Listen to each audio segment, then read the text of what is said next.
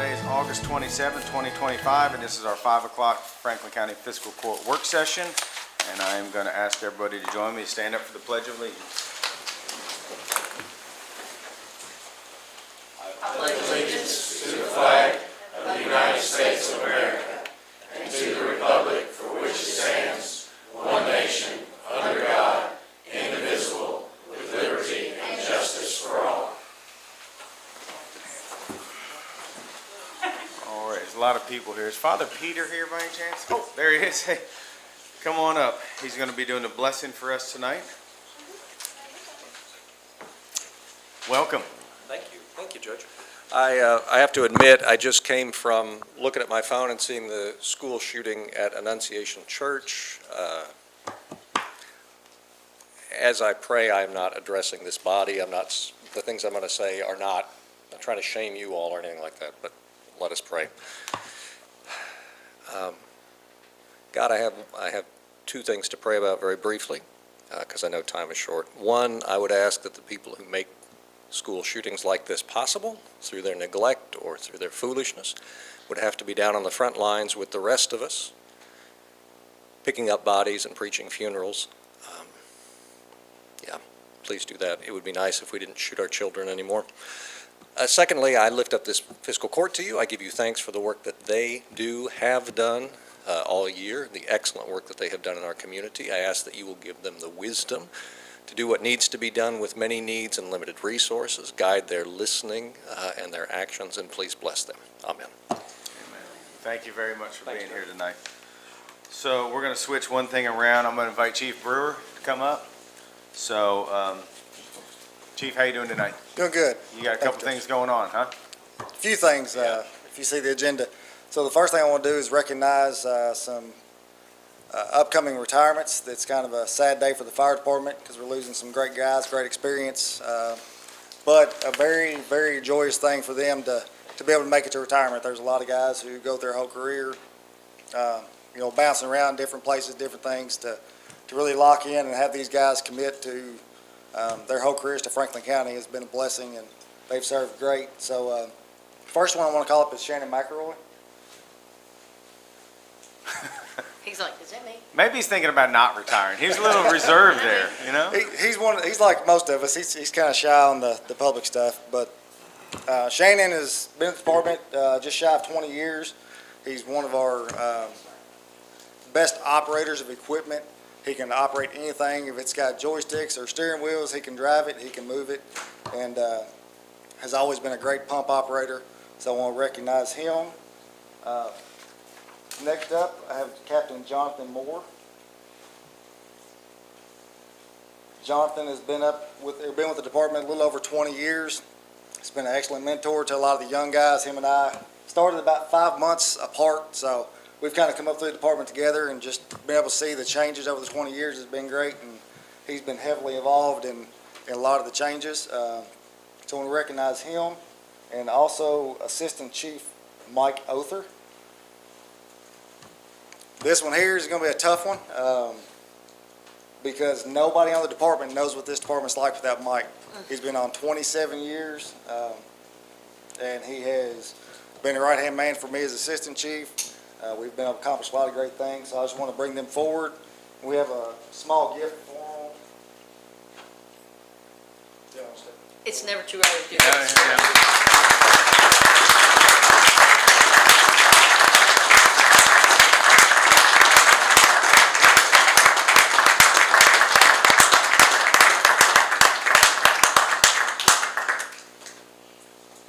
And also, I want to let them, give them just a moment to bring their family up. Yep. Their family, deals with this just as much as they do. They have to put up with the odd shifts, the hours, the child care issues, so.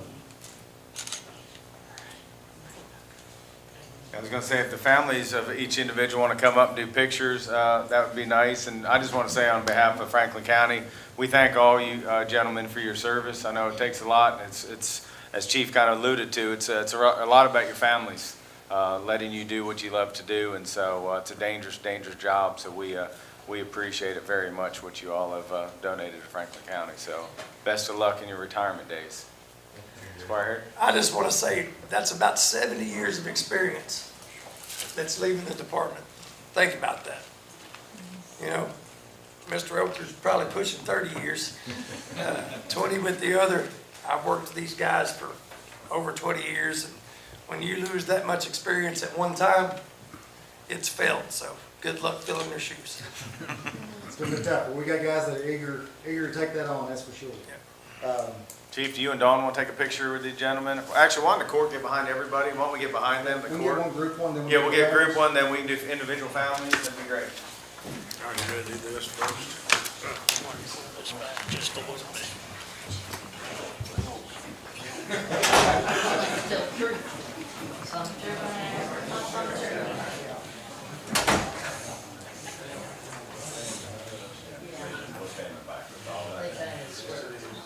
And me. I was gonna say, yeah, you probably need to scooch up and try to find a window. I don't see, Squire, yeah. Yeah, y'all stay, you're fine. Yeah, everybody else just kinda, 1, 2, 3. We're gonna do 1 or 2 more, 1, 2, and 3.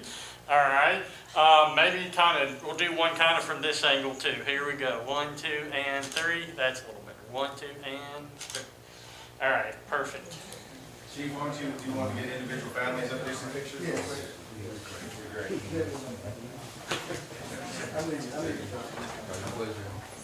Captain Moore, if you want to call your family up.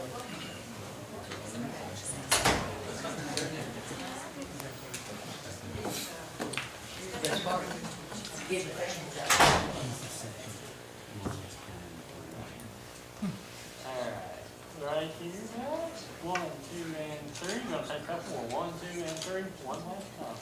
1, 2, and 3. Better. I know she's boss. You know what I'm saying. This is Aaron Ford, my wife. Landon, my little man, and then my older kid, the senior this year, is Jacob.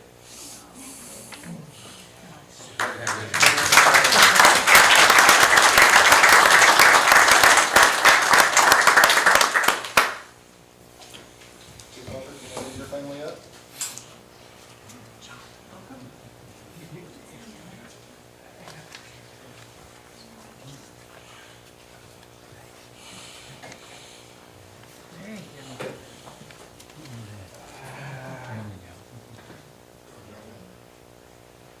I got it.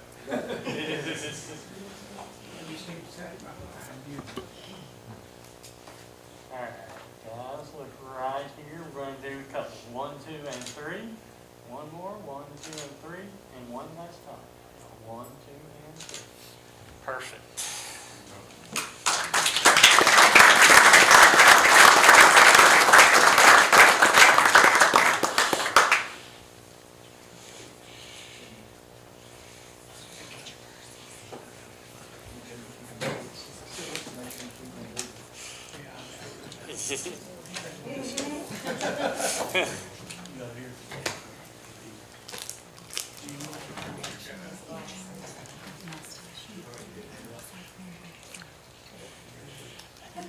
This is the best part of the meeting, so I'd go ahead and leave, you know?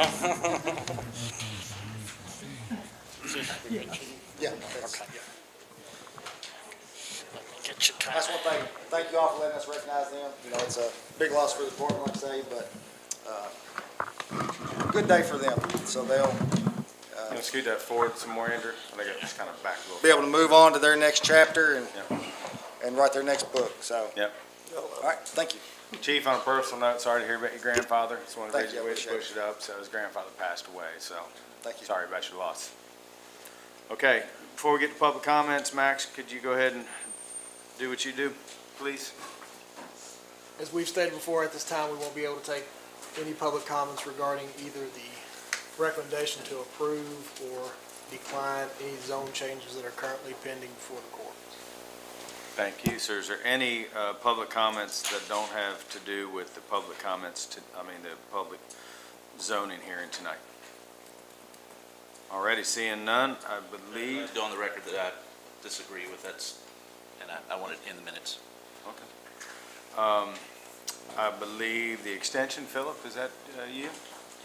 please, oh, and Carla's here. Go ahead and state who you all are and who you're with and all those good things. Hi, I'm Philip Morgan.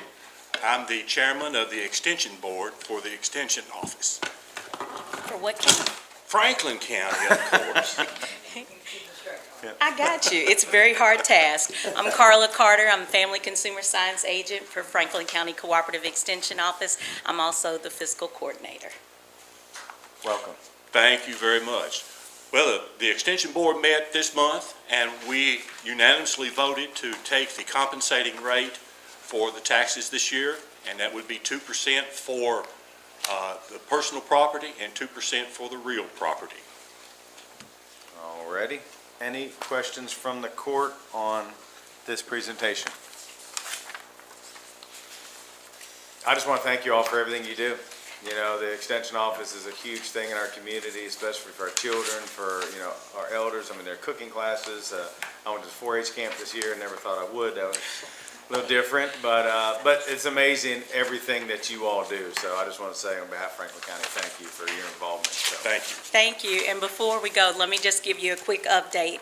Just to let you know, we had our annual homemaker meeting on Monday, and our homemakers volunteered 14,956 hours, which at the volunteer rate of $34.78, we saved Franklin County $520,319.24.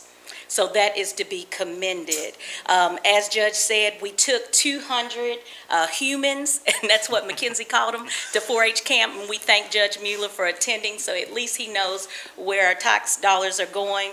And we had a successful Farm City Field Day this year, having it at night. A lot of people really enjoyed it. The KSU Farm allowed us to work our 1890 Lane Grant cooperation, so we appreciate everybody and you all and our assisting with tax dollars. And also, let me say, we are the second extension office to obtain a long arm machine, and that might not be a big deal to some of you all, but for our homemakers and ladies that quilt with birdsong closing in Georgetown, we are the second office to have one, and so we couldn't do it if it wasn't for you all. So thank you so much. And it took them at least 4 hours to tell me what a long arm machine was. I wasn't going to ask. Going right over the head. It's a quilting machine. I figured that out. But so yeah, it's a Kentucky heritage skill that we need to keep here. Yeah, So. I was going to let it just lie. All right, any other questions while they're here? All right, thank you all very much. Have a good evening. Thank you. All righty. Next, I believe I see Gene. Library, come on up.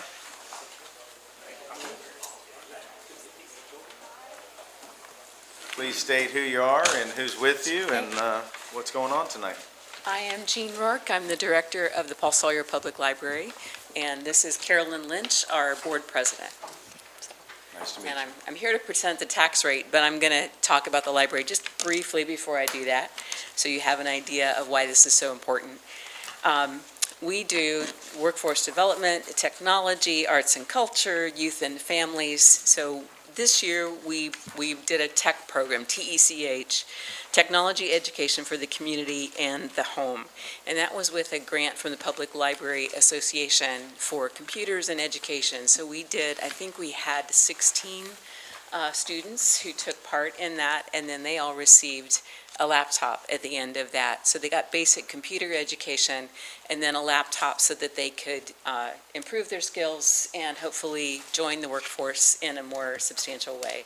So that was a really wonderful pilot program that we hope we'll be able to do again with more grant funds in the future.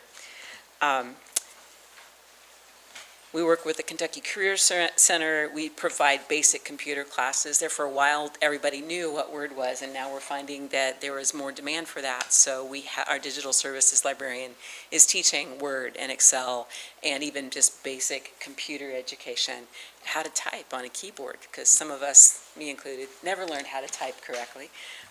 So we are really trying to provide what the community needs.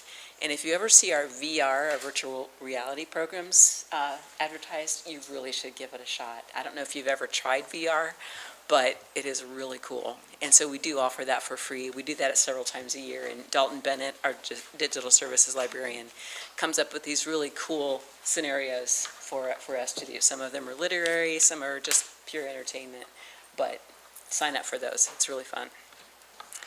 So we are expanding our arts and culture offerings too. So we've had visual exhibits in cooperation with the Kentucky Arts Council.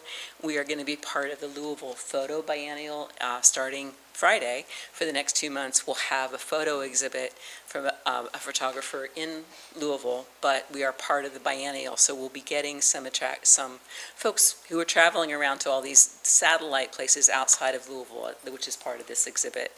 And we were invited to take part of that thanks to Penny Peeler this year. We are going to be starting Sunday concerts, so our first one will be in October. So look for that. We'll be doing more of those as well. And of course, we have Story by Story, which is our storytelling series. We have 2 more months for that this year, and that picks up again in March of 2026 and runs through October. So once a month, we have a national storyteller subsidized by our local treasurer, Mary Hamilton, but that's a really special thing that we've been doing now for 3 years. So that will continue next year. We also have the Frankfurt Heritage Lecture Series. We have something every month. Sometimes we have a pop-up event for that as well. And if you're really into reading, we have a book group for just about anybody. I lead a nonfiction group if you like that kind of thing, so I'd be happy to have you join me. And then our youth and family. I don't know if you go out to any event in the county or the city, you're going to see the library there. And most of those are our youth services folks, but we have made it a commitment to be out where people are, and that's part of our vision for the future of the library, is taking the library out, because we all know that there are demands on people's time, and we're going to catch them a little more easily if we go where they are, and then we'll drag them into the building. But we believe in outreach. We believe in meeting people where they are. So you'll see our youth services staff and some of our adult services staff out at just about any event in the county. And we cooperate with all of the local schools with programming, and that programming is a pretty broad range. We have an outreach youth librarian who goes out to daycares, and we have an adult outreach librarian who goes out to and services folks who can't get into the library, who drops off books and things for them and goes to assisted living and nursing homes. So we are really trying to be everything that we can be to the community. And in doing that, I'm happy to say that the board decided on August 12th to take the compensating rate, which is 7.3%, which is 0.3% less than it was last year. And last year we took less than the compensating rate. So I think that's a testament to what's happening in our county, that our rate is dropping because we're getting approximately the same amount of money, but the tax rate is going down because the tax base is going up. And I think that's a wonderful thing for Franklin County, and we sure appreciate that, the support of everyone who is a property owner here, but it's nice to see those rates lower.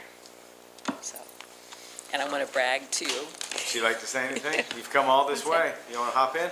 Oh, well, isn't it a nice thing that I get to do to be president of the library? Yeah, and support the good work that Jean does. Yeah. Yes. It's my pleasure and honor to do that. So. Jean, have your new board members started? Yes, Okay. yes, we got them all sworn in. Good. So they're all ready to go. Good. Thank you. All righty. Any questions for the library? Bar Wisman.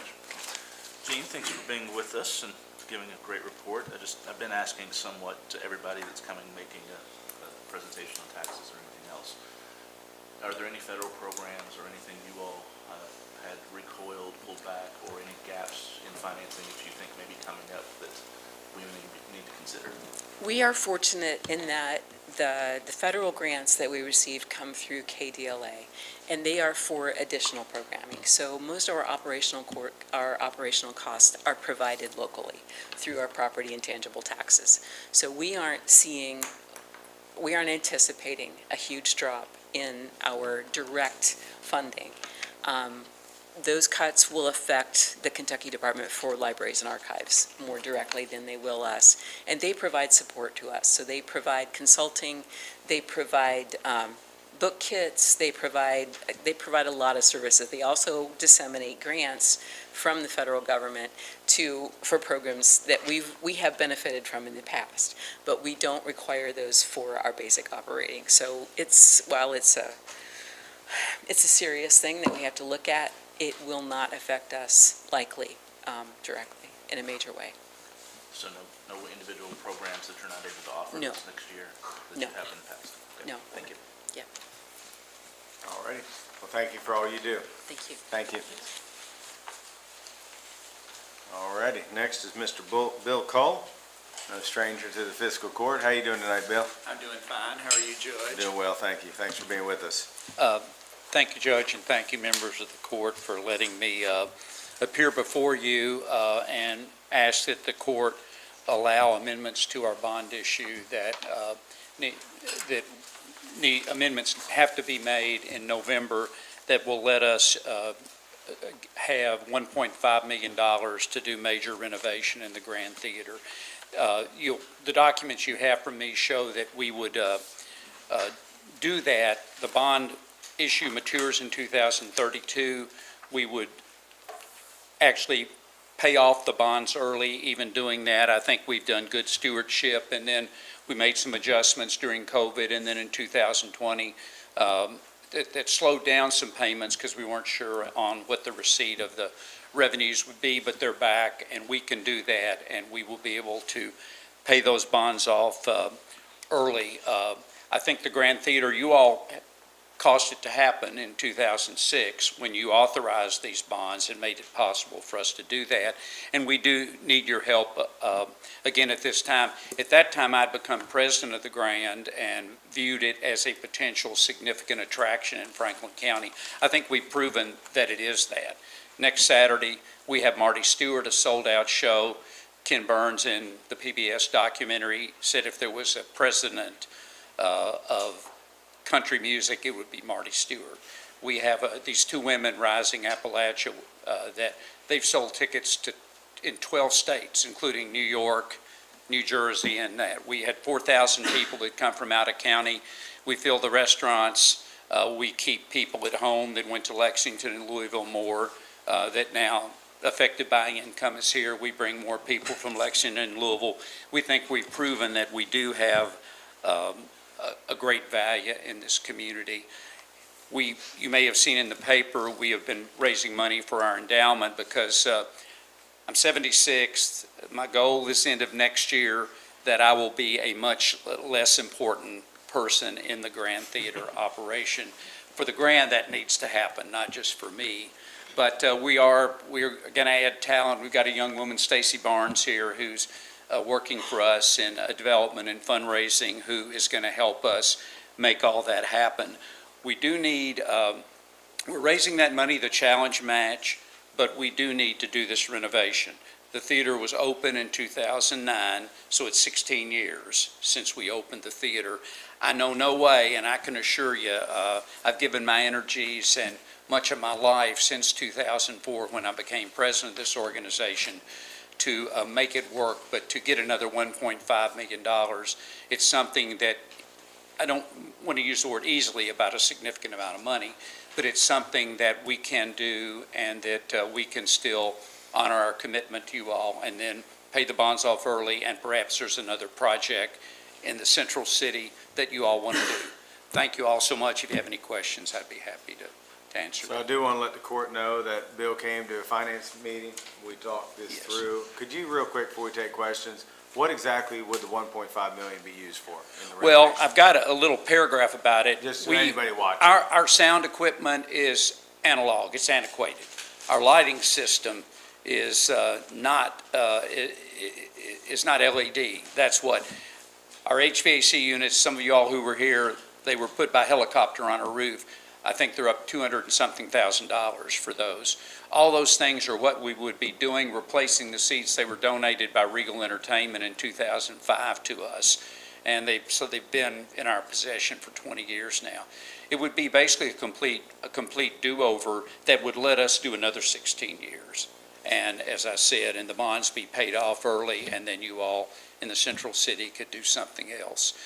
Yeah, I didn't mention that I did make this presentation and the amortization schedule to the Finance Committee that you see tonight. Fifth Third has committed to do that, but we do need to bring documents to you all next month. I don't need a vote, but I need to know you all hopefully are positively toward this project, and will do it for us. So the court knows, our treasurer, Amy Quatman, was in that meeting with Bill and the finance with Squire Dakins, Squire Sebastian, and myself. What questions do we have for Mr. Cole tonight? None. I'm just going to say thank you for all you do. You know, I mean, I think the grant has proven to be an essential part of our community. I mean, the acts that you all get, it's just amazing. So we are all very fortunate for your vision and dream, because you had a big part in it. I know it takes a team effort, but you definitely were in the forefront. So We just got a 4-3 vote in 2006 from you all. Hopefully we have I hope everybody believes in us now, anyway. Squire Wisman, do you have a hand up? Yeah, just a couple of things. I just think it's important, maybe we mentioned that these aren't local tax dollars. These are paid for by the hotel, transient room tax, by people visiting community. I've heard that misconception before, that you all are paying local tax dollars to the theater, and that's not the case. So yes, thank you. This is supported by that. But Bill, I wanted to ask, you had in here a schedule for those, if we approve a schedule for those things to be done next year. Could you talk about when the theater would be out of commission effectively? We would close on January 16. We have the American Spiritual Ensemble, Dr. Everett McCorvey at UK, and the singers, Negro Spirituals, that we will have, and then we will close. And we hope, we've got a contractor, a construction manager who's experienced it.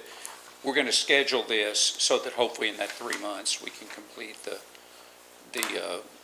That's spring, so you're only going to be closed. Yeah, that's our goal. Now, that's a challenging thing, because we got to take everything out of the theater, put everything new back in, and be ready to go. Squire Tanner?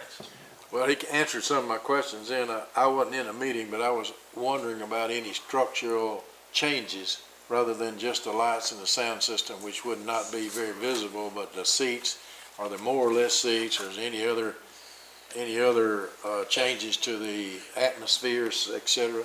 Mainly, it's to make it better, but to use the building. We're not tearing up walls and doing that kind of thing, but we want a better sound system, we want better lighting, a better experience, hopefully a little better on the concession stand side. We have some, if we went into detail, some problems in how things work, but overall, I mean, we think the theater is what it should be. If you had thoughts about what we ought to do that we're not doing. I have no thoughts. Yeah, but we want to keep the number of seats because we need to sell the seats.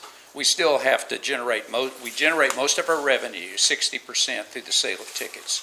That's not common for a lot of theaters, but of course we have to do that because we have to fix things and insure things. We don't have a city owning our buildings like in Lexington and Louisville and taking care of them. So the seating capacity would not change? If it does, it is nominal. It's, maybe a few seats. We do have some issues about that we might need 4 or 5 larger seats.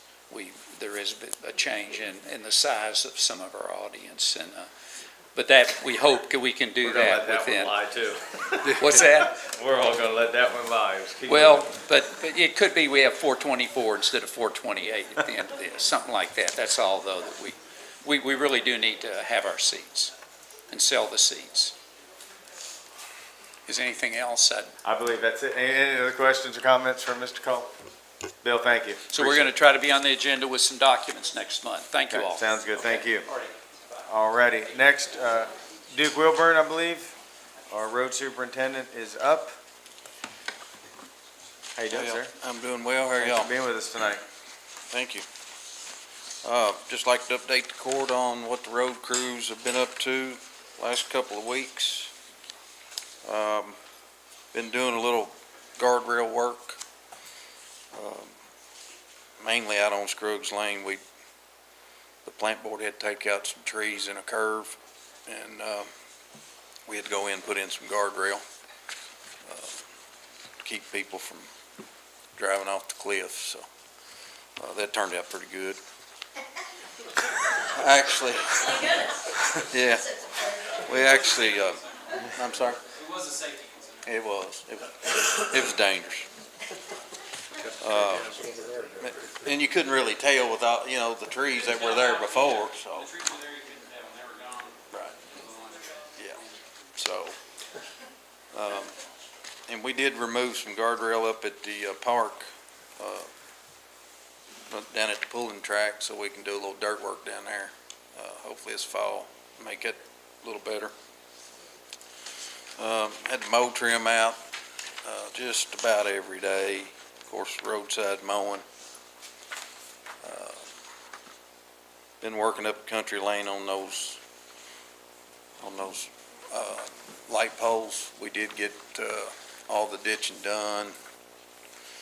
90% of the backfilling done. The plant board laid the conduit for us, so. So I'm gonna go ahead and jump on that one. So if you all remember, the court approved doing some lights in Squire Blackburn's area off Country Lane. They've been working on for 10 years or something. The homeowner association said that they would upgrade the lights and pay the difference. We approved all that.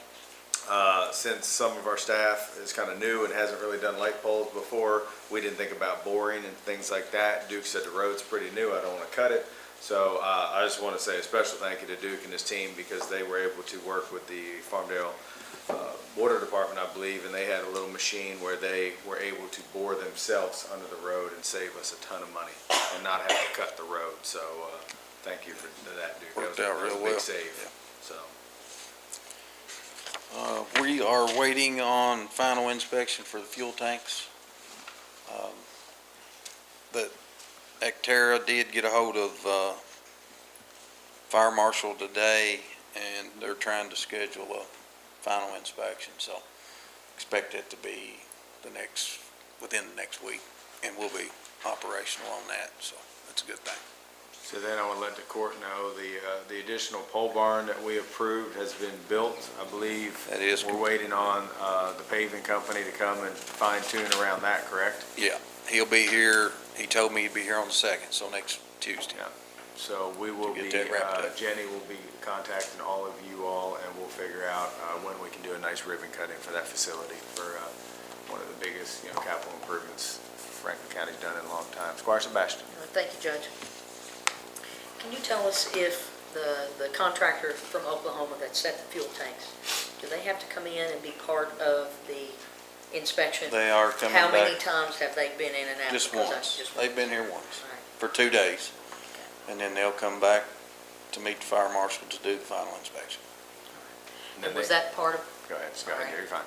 that was part of our agreement with them, That is correct? correct. That's not an additional cost to have them back because of That's this correct. little hiccup in the get up? Right. All right, thank you. And they had hired a local electrical company to do all the connections. Yeah. Yeah, They Cunningham did use Electric. a local contractor Yeah. to work on that, which helped, I think. Any other questions for Duke or the road department? All right, Duke, we appreciate it. Thanks for all your work and your team's work. All right, judge's report. A lot of you all were at the Governor's Local Issues Conference. Deputy Jack Kennedy went also. That was well attended. We want to say thank you to Jay Mattingly, 1845. They have done that's a picture of the conference. So that's at the distillery. They've come up with a bottle to help raise money for flood victims in Franklin County to go towards the community trust account. So we appreciate everything they're doing to try to help our community, because there's still a lot of people suffering and trying to get through this flood. So I think they're donating $30 of every bottle towards the fund. So very, very nice. Chief and Jack have been busy doing interviews for the assistant chief. I think you all noticed that, obviously Assistant Chief Othar retired tonight, so they have been doing interviews on that, so that'll be coming to us soon. Did a KYT interview with Dr. Acapo and a couple, that's a great picture, and and a couple other people about the terrible shooting at KSU. The interesting thing about that is it's unfortunate. It did happen on the property, but the ones that did it and the ones that were shot were from Louisville. So they weren't even KSU students. They weren't even Franklin County residents. So I think that's important for everybody to know, because KSU kind of seems getting dinged on things, but they are trying to figure out how to tighten up security. New Sheriff Depp has been working with them to maybe initiate the drawbridge thing, you know, when you pull into campus, and maybe putting more personnel on campus, especially on weekends, with some cameras and things to try to, you know, cut that down a little bit. Had a good, Charlie Lewis came with the Parks and had a good meeting with Brandon Simpson. So they're a soccer clinic organization that has been working with our local schools. And so they will be using Lakeview Park. You can't read it, but there's dates there that they're going to be doing clinics and workshops. So they see a big need in Franklin County to teach kids soccer. So they just wanted to, oh, thank you, Andrew. They just wanted to kind of come, let us know what they were doing. The schools are very supportive of it because they think there's a need and there's, you know, a gap that's not being met here. So we appreciate them being here in Franklin County and working with our Parks Department. Next one has had a good meeting. We've had a couple meetings now. There's a group that is trying to get together a celebration for next year for the 250th anniversary. It actually falls on July 4th on a Saturday night. So there's a good group of people that is working together, and they're trying to figure out everybody that needs to be involved in that and how we can get behind that to help make a great celebration. The idea is that, you know, they're going to bring a parade back. They'll have vendors. It will be a day event. If everything goes well, there'll be a big patriotic concert that night, and fireworks. We're trying to bring those back downtown if possible. So hats off to a group of people that are spearheading that. So that's an exciting thing that we'll be hearing lots about. Last night I went to the Lions Club, spoke to them for a while. Great organization of people. Want to remind everybody that during the flood they donated $27,000 or $28,000 worth of materials, and that's shop vacs, dehumidifiers, shovels. They showed up twice, so very important people in our community. So I was very happy to do that. Did an interview with LEX the other day about our buyout programs. That's moving along pretty well. We have 22, I think, already approved on the federal level. The other ones get turned in on Friday. I think there's another 12 that we're looking to get approved for the buyout program. And it's totally up to them if they want to continue with it or not. So a lot of people, some people on that list have already sold their homes, so they won't need to be on the list. If we don't use the money, it gets turned back in. There'll be appraisals done the day prior to the disaster. So if somebody's not happy with their appraisal, they won't take it. But it's our understanding that most of the people didn't have flood insurance and aren't covered, and they could have a very big, their house could be worth nothing right now, and if they have the opportunity to regain that $300,000 or $400,000, I believe they're going to do it. So, you know, I know that's been before the court, so I just want to let everybody know. But we've been working with NRCS about that. And then, sorry, Andrew, I added a couple things. You had put up the Humane Society logo. They're getting ready to have their 80th celebration at the Historical Society on the 6th. So I know it's a huge fundraiser for them. They do the waiter game and things like that. They try to raise a bunch of money. So hopefully, if you're watching and you support the Humane Society, you'll look into that event. So that is my judge's report this week. Squire Sebastian. Thank you, Judge. One of the first things you mentioned was the flood relief fund. We haven't had any kind of report recently. How much is in that fund? Is there anyone that could come and talk to us about that, just so we have an idea? On a national level? Here, the local flood relief fund. Yeah. Could we get someone to come and Yes, talk about that? we can. Okay. Yeah, I have not looked lately. Last I looked, it was right hovering around 200,000. Yeah. But yeah, Just- we can find that out. Yeah, absolutely. That's a great Because I question. still get lots of Yeah. calls. Yeah, and we did, we were fortunate enough to help set up on Home Street for a couple months. We had a building that was open for home goods and furniture, and a lot of people took advantage of that. And that's closed down, though. Yeah, it's Right. closed So down everybody now. knows. We monitored it for a while. Ashley King and Mike Fitzpatrick really led that charge. Luckily, a friend of ours had a building who donated it for months. But the need kind of dropped off. People weren't coming anymore for the last couple weeks. So we emptied that building out and returned it to the owners. And obviously we're going to keep helping people that need help. but there's a bunch of different steps, you know, to rebuild. So, but most everybody who needed furniture got furniture and dishes and everything you need to kind of start over. So there's still a lot of hurt going on in our community. So I appreciate everybody's willingness to help, and we can keep donating to that fund because it will all be distributed back into our community. So, Squire Dykes. Can I push an event quickly for the Boys and Girls Club? Sure. We're doing a fundraiser on the 5th. It's a ladies' night out, paint, wine, and cheese party. Dana Parker and I are doing that. And then the next day, we're doing one for kids and their trusted adult. So we're going to paint and have a good time and raise some money for the new Boys and Girls Club. Where would somebody find information about that? It's all over Facebook. Okay. It's on my page. Okay. On both of my pages, so, Yeah. yeah, if you want any more And information. Andrew's listening, so I'm happy to put it on our page because they have a Thank great thing going. You know, Thanks. Boys and Girls Club is going to be very, very pivotal to getting this community turned around.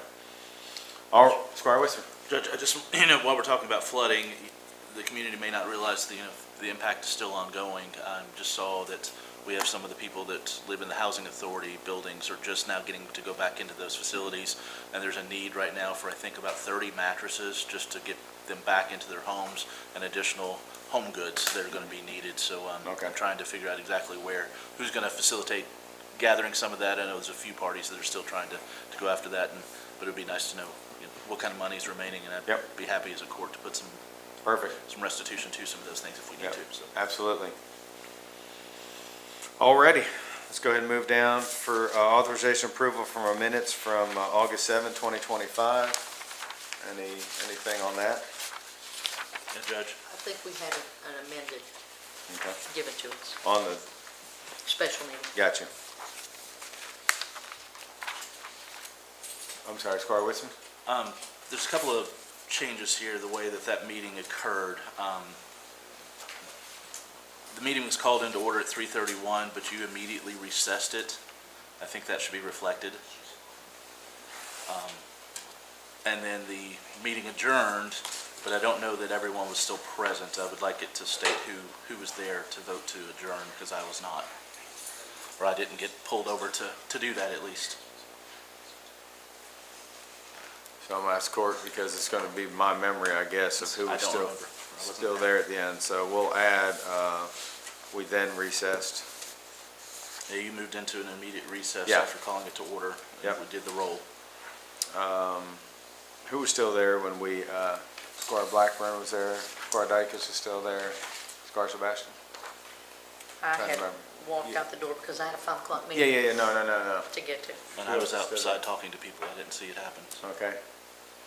So, all righty, we'll reflect that in the notes. So we'll do as amended. All right, thank you.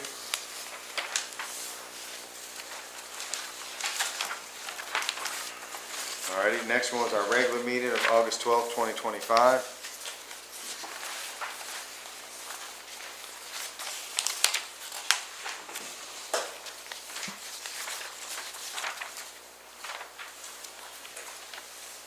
And I believe the next agenda item, our new Sheriff Depp is coming forward to present. Good evening, Sheriff. Good evening, Judge. Judge, I'd like to just take a quick minute, if you would allow me to just say thank you to not only yourself, but your deputy judge and your county attorney and all the magistrates, along with the staff of the Fiscal Court, for your support of not only me and my staff at the Franklin County Sheriff's Office. The community has been very supportive and I'm very grateful and thankful for the support that my family and I have received from the community. And a special thank you to the men and women of the Sheriff's Office for their commitment and dedication every single day to go out and protect this community. A lot of times people that we don't know, or people that may not think fondly of us, but they do it every day and not think a second about going out and making sure this community is safe. So I just wanted to publicly thank everybody for their support and just let you know that we're going to continue to give our best every single day. Thank you very much. So with that said, 2024 tax settlement, you'll see that in your packet. At least to me, it's self-explanatory. But I will be happy to answer any questions that you may have about the tax settlement. Any comments, concerns, questions? on this one? All righty. And then the next one has to do with you also, but I think it's pretty self-explanatory. It is. It's the bonds that are required for the position that I serve in now as the sheriff. So I think you have a copy of that in your packet as well. Yep. So obviously the one for Sheriff Choir is no longer. That is correct. Yep.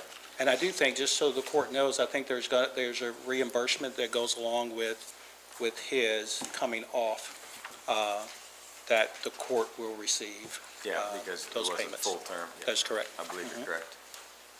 All righty. Yep. Sheriff, thank you very All right. much. Thank you. Squire Wisman, I'm Yes, sorry. sir. Just a technical question. The bond order is dated for August 27th. Should it be, or can it be backdated to the date that Chief or Sheriff Depp was instilled into office?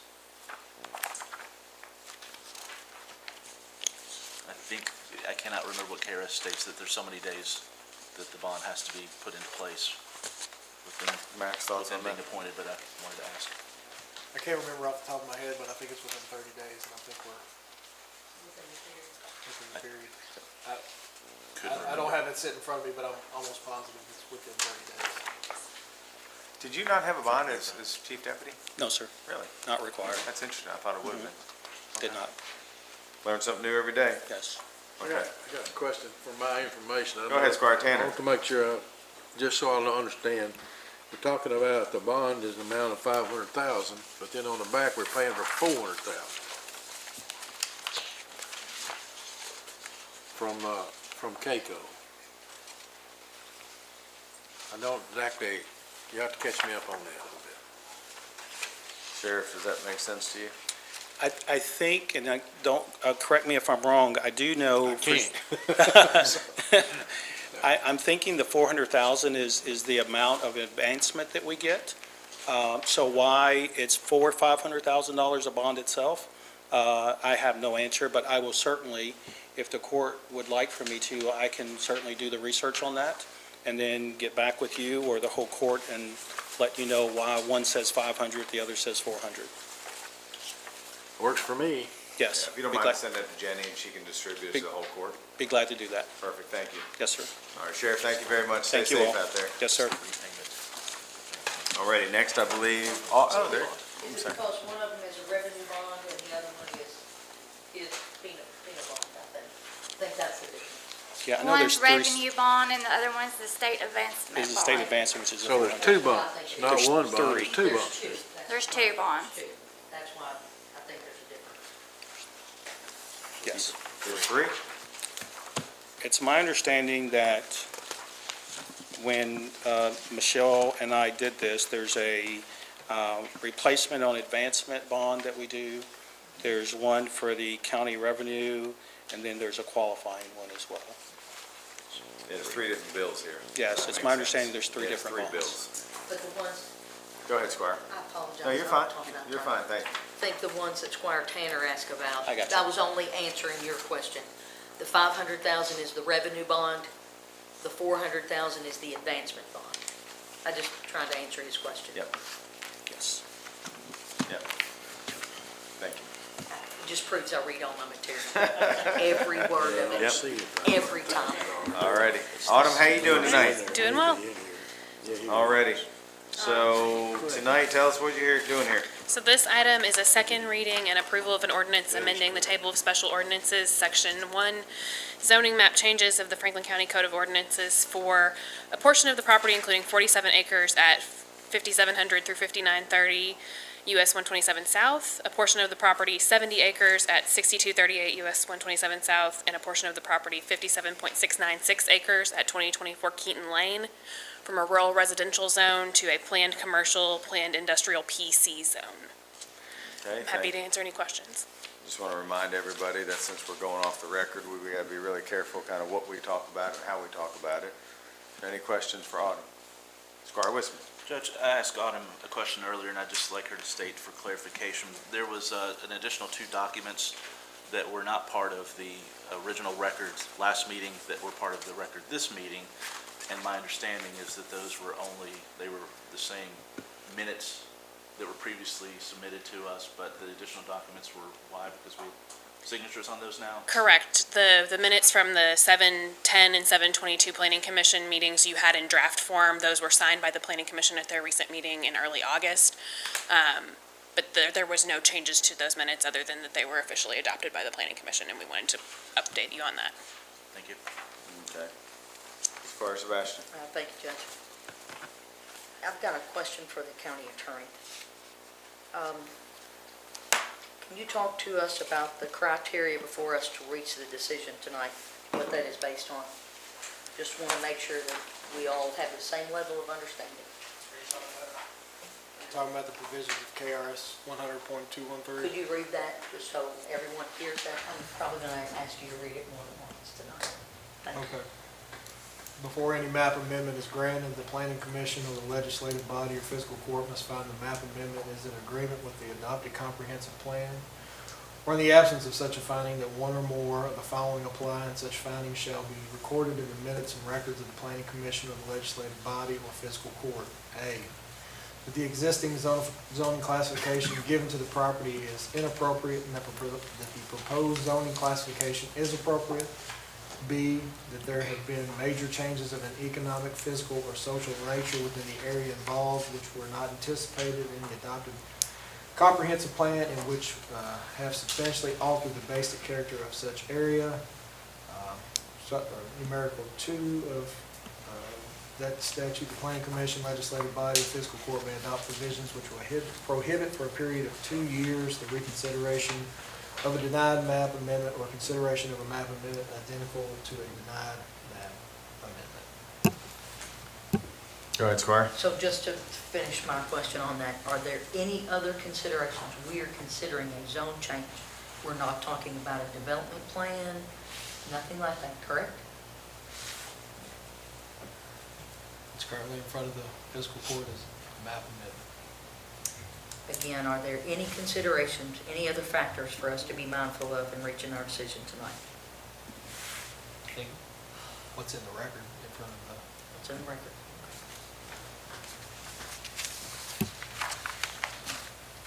Anything else while Autumn's up there on this subject, on this agenda item?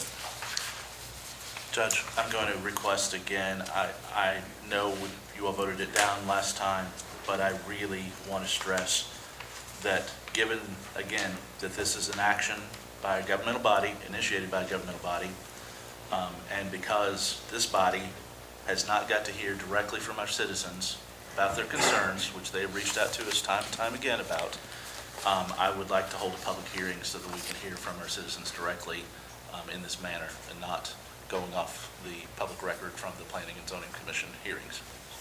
Okay, well, I think we voted on that last time, did we not? I'm stating it again for the record that I would like to have that public hearing. So Okay. I won't make it a motion because I know it'll be voted down, but Okay, that's fine. We respect that, thank you. Anything else on this agenda item? All righty, Autumn, thank you. Judge, if I may, Please. going back to the bond for the sheriff, 62.050 subsection 3, each person appointed to an office who is required to give bond shall give the bond within 30 days after he receives notice of his appointment. All right, so we're still in compliance there. Thank you. All righty, next, I believe we're going to talk about the appropriation of budget funds. So this is something, I guess, depends on how the vote goes tonight. If the vote goes up, this will be our next agenda item. If it doesn't, then this will be taken off. This has been budgeted during the budget season as part of our investment in this project. So does anybody have any comments, concerns, or thoughts on this agenda item?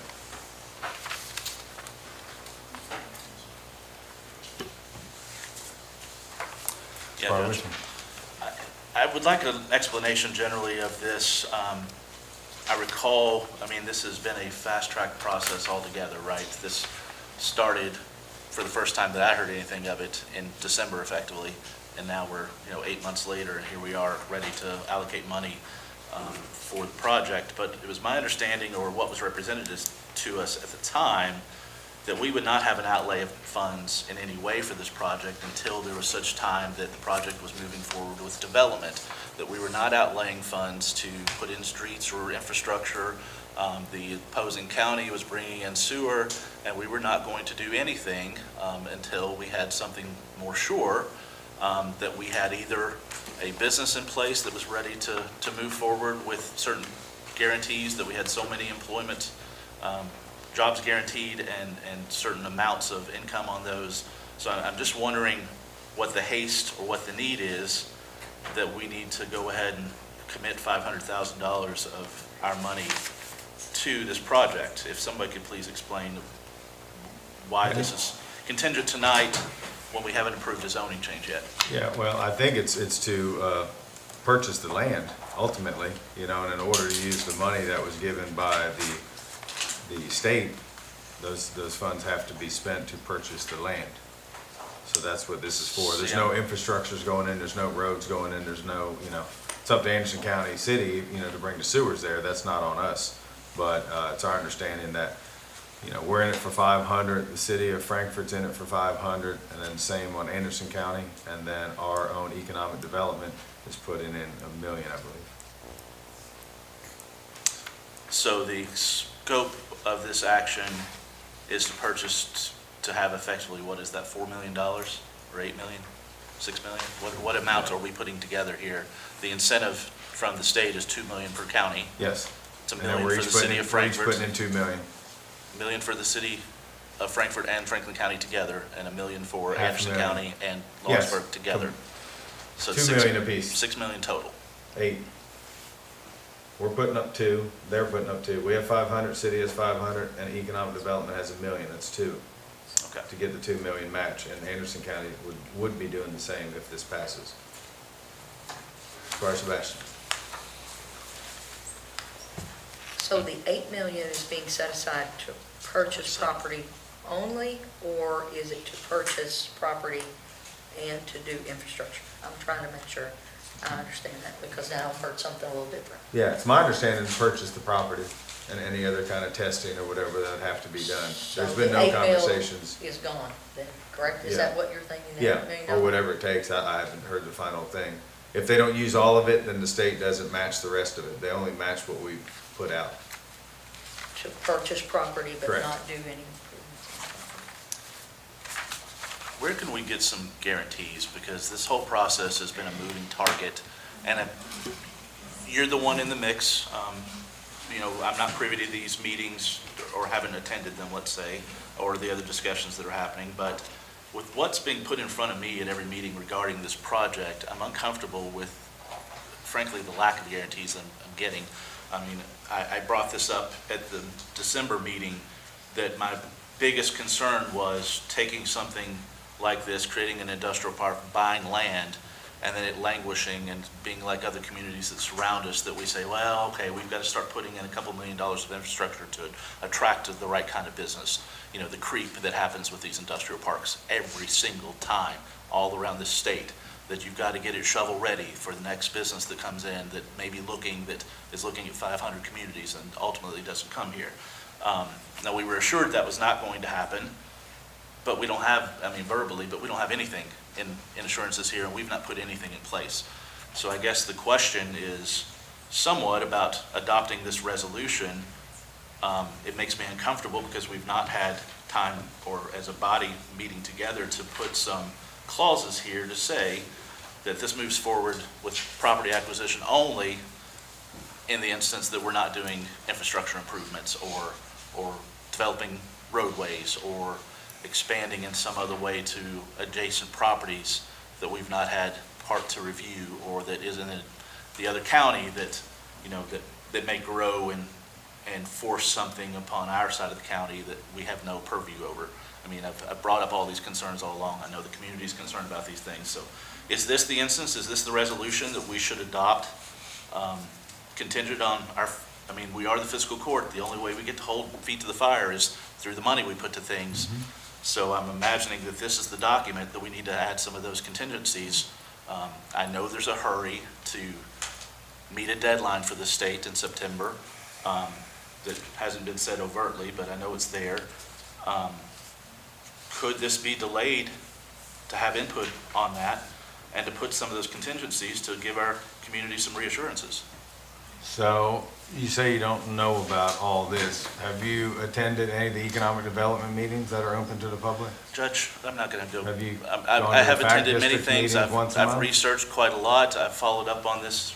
But again, those are external to this body. This body's making decisions. We're the one putting the money up. Yep. And we can't mandate what any of those other organizations do. I can only work in this function as this court, as my elected seat right now with this document.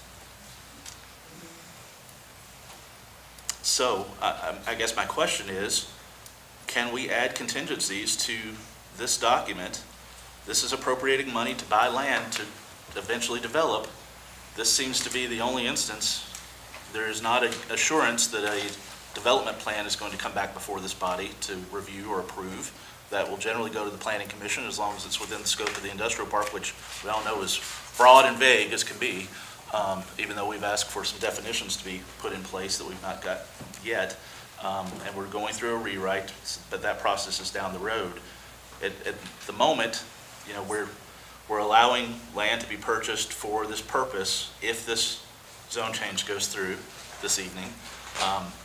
I don't see a direct conduit where this comes back to us to add stipulations to, except for this document. Somebody could tell me I'm wrong. Maybe there's something else coming forward to us, but it would seem to be this document's the time and place to add some of those contingencies that we want to see. I might defer to Max on that one. I don't know if it is or not. I do know that the way the FACT district was set up, that everything comes back to us. If there's somebody interested in land, it has to be approved by the fiscal court. Their budget has to run through us to be approved every year. So I think there is some checks and balance moving forward. I don't know if this is the time. Max, can you help me out here from a legality standpoint I mean, this is just asking to put the funds where, you know, when we're in the budget season, we said that's where it would go. I don't know if this is the time or the action to.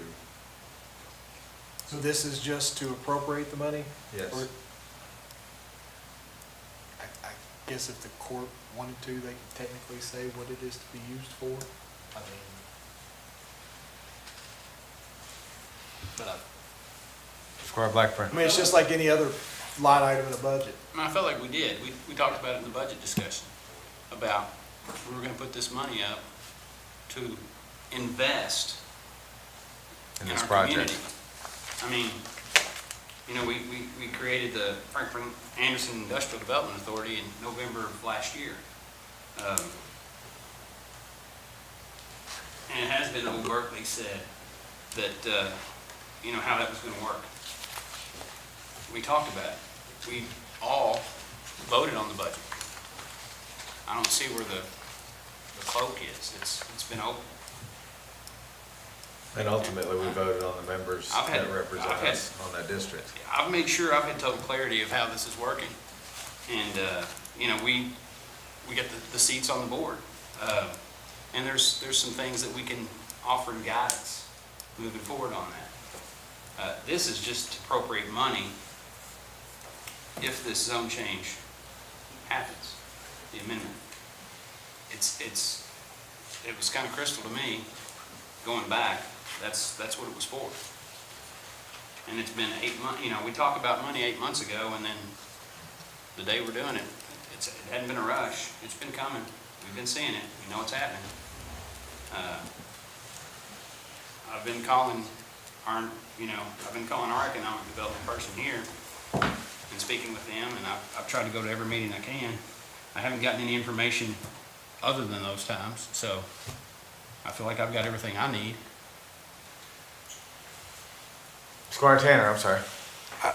I kind of want to back up what Squire Blackburn's saying. I hadn't been on the budget committee, but I know these numbers have been presented to us many times, the $500,000 for the city, us, the state, the Anderson County, and the KCDC. So it's not a surprise it's here because we've talked about it many times.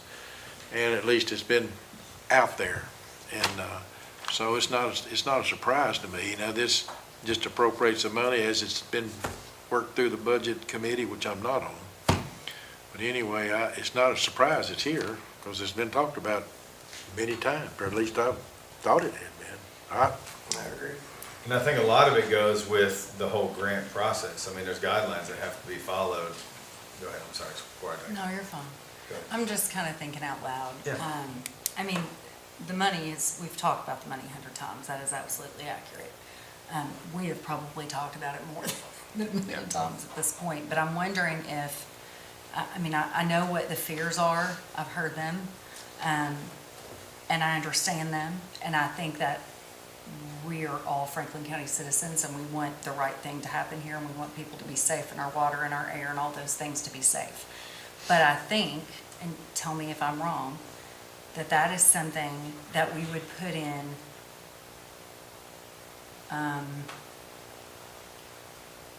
don't know, as an agreement with the group that we have chosen to do this, correct? I Like believe that is bylaws. correct. And I'm fine to set Bylaws up are a meeting different. with our representatives on that body to have a conversation about what we feel for environmental and things like that. Right, and That I would be think the I think time. we all agree on that. Yeah. I think we all, I've talked to everybody here, I trust everybody here, and I believe that we live here too. We don't want something that's going to harm our water or our air. We don't want that either. I have grandkids that live here too, that live on that side of town. So I think this is a separate issue from what we need to do soon after, if this is approved. Is that correct? No, I would agree with you. I think that's the right way to do it. Judge, can we have some assurances in that case then? Because my experience on this court has been that we are told one thing, and then it seems like all of those things creep, and then suddenly an external agency is going to take care of that, or there's going to be assurances later on. You know, and in my experience, just in some of the conversations we've had with this thing since the beginning, we've had different expectations that, you know, that initially there was 1,500 jobs that were going to be mandated with a certain level of pay, and then I've heard in presentations later on that it's 1,000 jobs. I mean, we've never voted on anything to stipulate how this thing is developed and what our expectations are, except that stuff's got to come back to us in some way, right? But I'm just hesitant or cautious that that will actually happen, because it may be a year from now, and most of us may not be here that have that opinion. You know, you never know. So I'm asking, is this the appropriate document to put some of those stipulations into? Because again, we have the carrot of the funds, and that's the only real way that this body gets to legislate, if you will.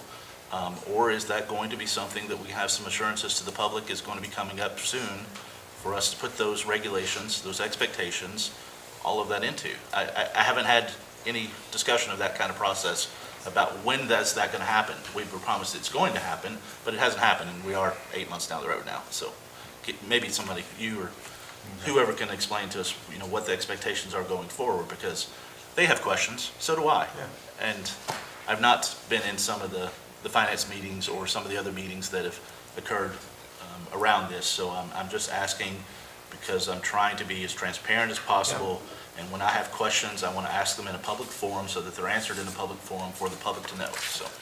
Understandable. Okay. Squire Harris? The way I understand it is, this is appropriation to purchase the property. Once and if someone is interested in coming in, they present their plan, it comes before the court. We review it. If it's worth having in Franklin County, we take it. If it's not, we dismiss it. That's the way I understand it.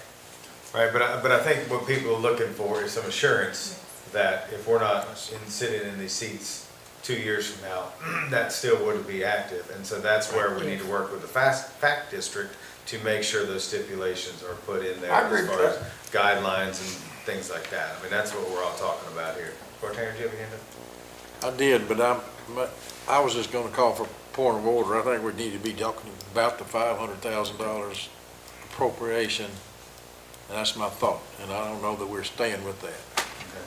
Squire Sebastian. No, thank you, Judge.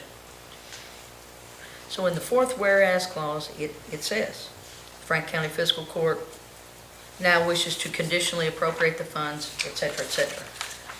5, 6, then it says the appropriation of these funds shall be contingent. So it's clear that we can put some contingencies in there. If there's a question by this body and there's a question by our constituents about what those contingencies are, we've already said in here we can do that. We need to do that. Okay. So I guess the question for me Yep. is, there's another action that may predicate this, may not predicate Right. it at all. Correct. Does this have to be on our agenda based on what happens on the other item? Tonight, just asking if it has to be here tonight. We're having a meeting in 2 weeks. Could that, the conditions, These because trying there's to come already up with some in here. conditions? Absolutely. Yeah.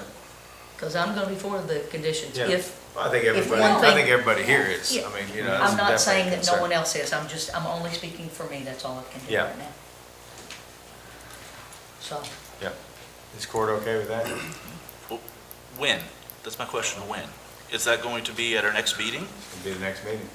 that's just what I asked. If these That's two what I just move asked. forward tonight, if both of these are voted up, can I have an assurance that that'll be on our next agenda for us all to have input and the public to have input on what those contingencies are?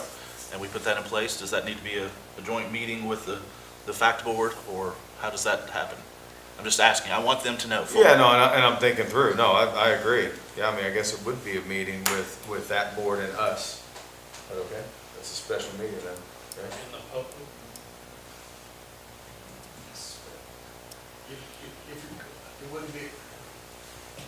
It wouldn't be a special meeting if it's at the regular conducted time. Special meetings are just meetings that are outside the regularly scheduled meetings that are set forth at the beginning of the year. So if it's a separate meeting that you all are talking about, other than the one that's in 2 weeks, then it would be a special meeting. Okay. So this would not be a special meeting, it would be on the agenda for our next regularly scheduled meeting, is that correct?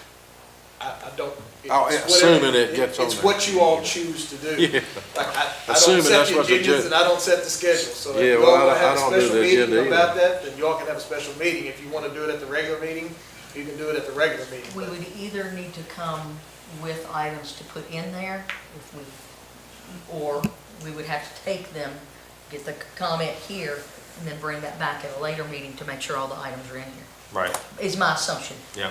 Because just to sit here and No, I agree. Try to I'm come thinking up this with through, that off because I the do know cuff is there's a not a good timeline as way far to as do getting this. these funds appropriated. We've already kind of just looking at the funds. Now, I'm not saying that we don't go ahead and just call it special, to meet with that board to discuss what our wishes are with that. But I'm worried about timeline-wise, if this doesn't go through tonight, meeting all the deadlines. So,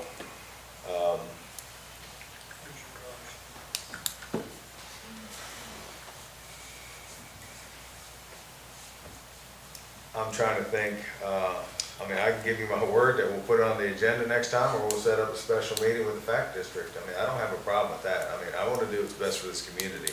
This isn't a dog pony show. I mean, we're trying to figure out the best avenue for everybody. We just, if this project were to go through, we need to keep it moving, is the only thing. So are you all comfortable with taking my word that we'll have a meeting? I'd probably just rather have a special meeting with us in the fact district, because I don't know what their availability is in the next 2 weeks to go ahead and set some parameters. Me personally, I think that it should be on the agenda at our next regularly scheduled meeting if that fits in the time frame.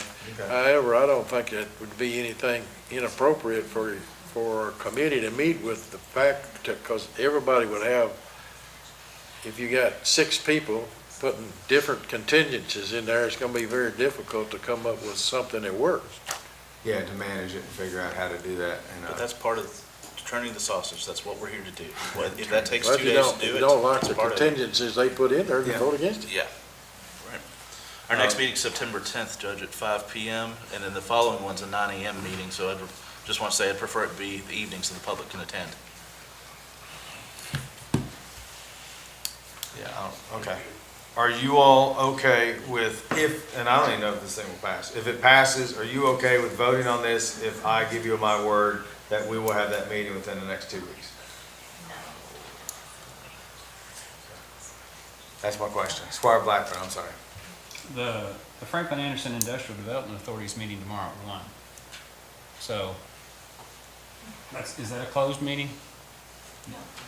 It's not? It's a public meeting, it's held right here at 1 o'clock. So do we want to attend that meeting tomorrow? You don't have enough time for notice for us. You can do a committee. Some people can. If we strategically did it and, 3 of you wanted to go to that meeting to have a conversation. That could be considered a roving meeting, I would think, Judge. Just gathering information is what it is. Which is the benefit Go of ahead, the Squire county. Blackburn.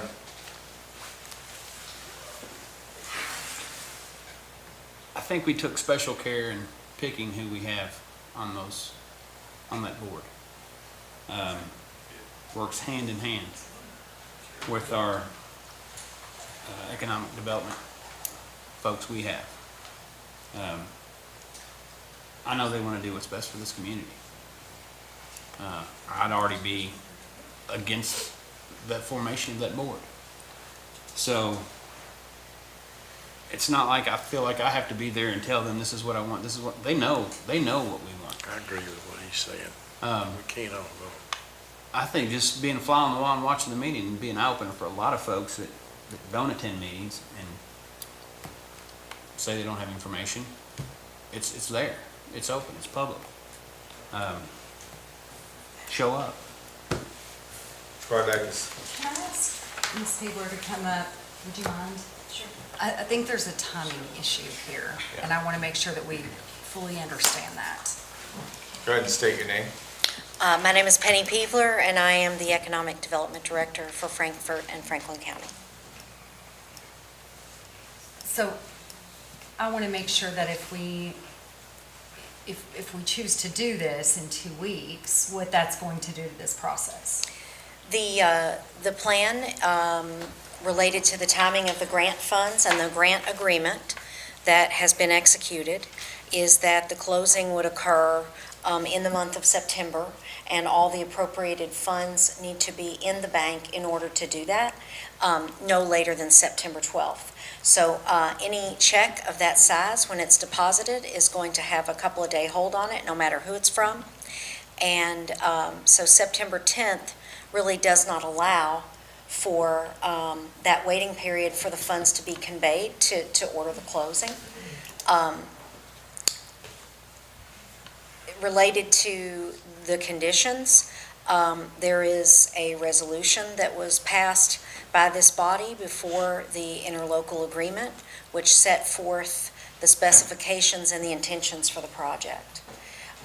When a development plan comes back through, that will come back through. This is not a development plan, it's a zone change. And so the opportunity is to purchase the land and to market the site. That's the opportunity, and the funds that are conveyed will be used to purchase the land. Thank you, I appreciate your help. So it sounds to me like if we want to do this, we need a special meeting, and it's going to have to be next week. That's what it sounds like to me. Does that?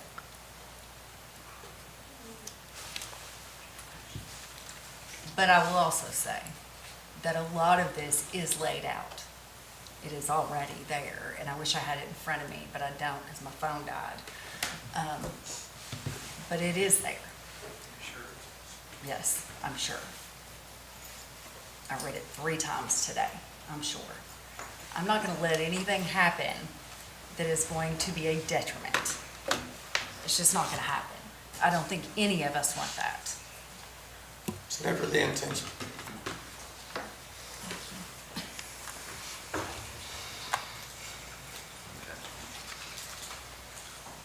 Okay, so if we can get a meeting for next week with that board, or we will, is everybody okay? And again, we don't know if it's up or down, this might not even be on the agenda, we might be wasting our time. Are you all okay with that? So are we talking about changing this agenda and not voting for the appropriation of No, funds due to that meeting? No, I'm saying we go ahead and vote this through so we don't hold up the whole timeline, but Right. then we would have the meeting and talk to the FACT board next week. I'll make my schedule available. I'm wide open. Monday's a holiday, but other than that, Same. Okay. And I'll just say for the public, if it doesn't happen, I'll fully be joining. It will some of happen. my I'm not members, gonna give so- everybody my word not Just to. saying, Judge, I will have to we can Zoom call a because I'm meeting on traveling, that if we but have to. I'll Zoom it and figure it out. So I'll figure that part of it out. Okay. All righty, next I believe Belinda's with us. Hey, how you doing tonight? I'm well, thank you. Thank you for being with us. Good to be here. Good evening, everybody. This is an agreement with H&B for engineering services necessary to complete the Farmers Lane Bridge project. Fiscal Court entered into a master agreement with H&B for engineering services in 2024, designed to allow for the issuance of individual work orders, such as this one, for special projects that are negotiated on a lump sum basis. This agreement is for $84,300 to be paid by Fiscal Court. The cost will be used as the local contribution to match the $343,295 County City Bridge Program grant recently awarded by the state. This fee will include bridge design, roadway design, survey, and environmental work. And Brad Gregory with H&B is here via Zoom to answer any questions you may have about the agreement. Mr. Gregory, are you on? Yes, sir, Judge, I am. Can you hear me? Yeah, we can't see you though. We'd love to see you tonight. Well, I'm sorry, but I'm sitting on a hay wagon. He's fishing, That's let's why not I'm lie. there. Let's go. Thank you for being with us, Brad. Squire Sebastian? Yes, Judge, I just wanted to say that this is definitely a needed project. The court has heard that, so appropriating these funds, which make them part of our match, in full support of that, because this is the way in and out of this neighborhood, the county. And I want to congratulate Belinda. I mean, this is a great $343,295. It's a great grant award, especially with everything going on right now. And so. I would like to take this opportunity while Brad is with us to acknowledge the work that H&B did, all of the engineering work that they had to do to prepare the application for us. Perfect. Squire Wisman. Judge, can I ask while we have Mr. Gregory perhaps here, I've already had fielded a couple of questions from members of the community out that way who have to rely on this bridge as the only way in and out of their neighborhood. I'm assuming that there's going to be an assurity that this bridge is replaced half and half so that there can still be access, of course, but I just wanted them to comment on that if we could, because I've already got, the rumor mill's already started, of course. Hey, Brad, in a project like this, I know it's a short project, short bridge, short timeline, but how do they physically do it to keep traffic open and school buses and emergency vehicles active? So what we have planned is called a temporary diversion, and we'll lay some, like an array of smaller culvert pipes. I think it's gonna be one side or the other. I'm trying to remember which side. I think we were looking at the upstream side. And so you'll have a small temporary runaround, that you'll use, while they're dismantling or,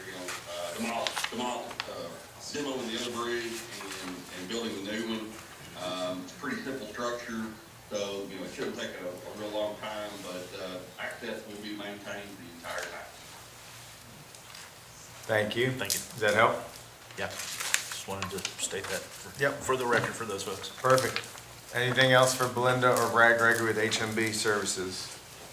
Belinda, thank you. Thank you. Alrighty, next is, I lean on Max a little bit. We've seen this before. I'm getting some emails to sign some more documents. So what's, Max, why don't you tell them what we got in front of us here? We actually have 2 agenda items, and there'll be more than likely a third one coming at the next meeting or the meeting after. As the court is aware, we participate in the national opioid litigation regarding certain pharmaceutical companies. There has recently been a proposed settlement for 2 of those claims, the first being with Purdue Pharmaceuticals. Purdue's Pharmaceuticals filed actually bankruptcy protection, and this is to approve the estate settlement plan for that. The portion for Purdue Pharmaceuticals is $1.5 billion. As far as the breakdown that's actually coming to the states in our particular county, that has not been determined yet. The second one is against the Sackler family. Produce Pharmaceuticals actually sued the Sackler family. And so these two kind of coincide. As far as from the Sackler family, $6.5 billion is the settlement against them. And so this would allow the county to participate in receive funds from both of those potential settlements. Any questions on this? Alrighty.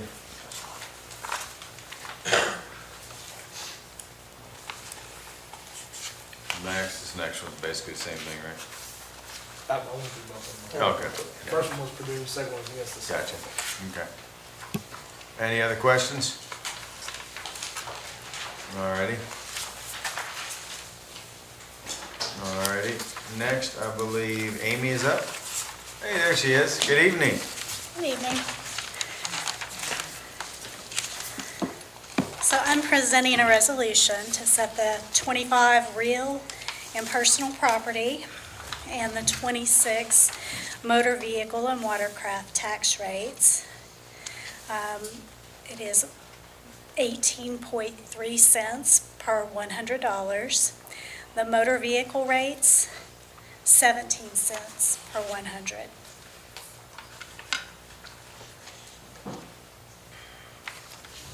Any questions for Amy on this agenda item? Squire Blackburn.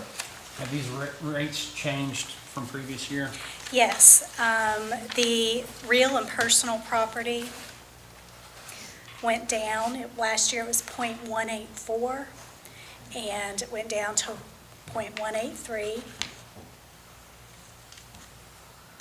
And again, you heard it in our work session, that's due to property values going up. That enabled us to lower that rate. And the motor vehicle hasn't changed? Motor vehicle it's limited to what was adopted in 1983. Right. So that is the same rate. Alrighty. Judge, Squire Wisman. Can I ask, because I got held up at another item, was there anyone in the hearing prior to this meeting that spoke publicly about tax rates at all? Try to reach out to my Okay. Charlotte Quarles, who's actually in here now, she attended and was just asked some general questions about. I'll go back and watch it. Yeah, where the money was being allocated. She just wanted to make sure, to Amy's point, the funds will be used for pensions. And so that was basically the conversation, to make sure during the next budget that, that's where it's used. But we've done it every year and we stick to our word. But yes. Thanks. Yep. All righty, next agenda item? So the purpose of our next item is a resolution to set the tax rate for insurance, capital, and bank deposits. These are the same as last year. The insurance capital is .15 of $100 on domestic life insurance companies. The bank deposits is .025 of $100. It's a franchise tax on financial institutions measured by deposits.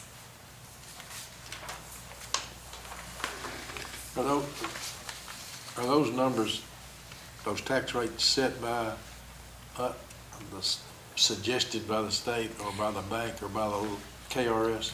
So that is the max that we can take. Okay.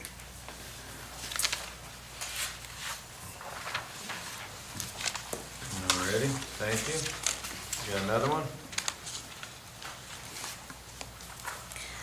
So we have two CDs that are coming due of $4.5 million, earning roughly $242,000 in interest. I would like for the court to authorize opening a 9-month for $1.5. I would also like to put $400,000 of our opioid funds into a 6-month CD. And I would like the court to authorize me to be able to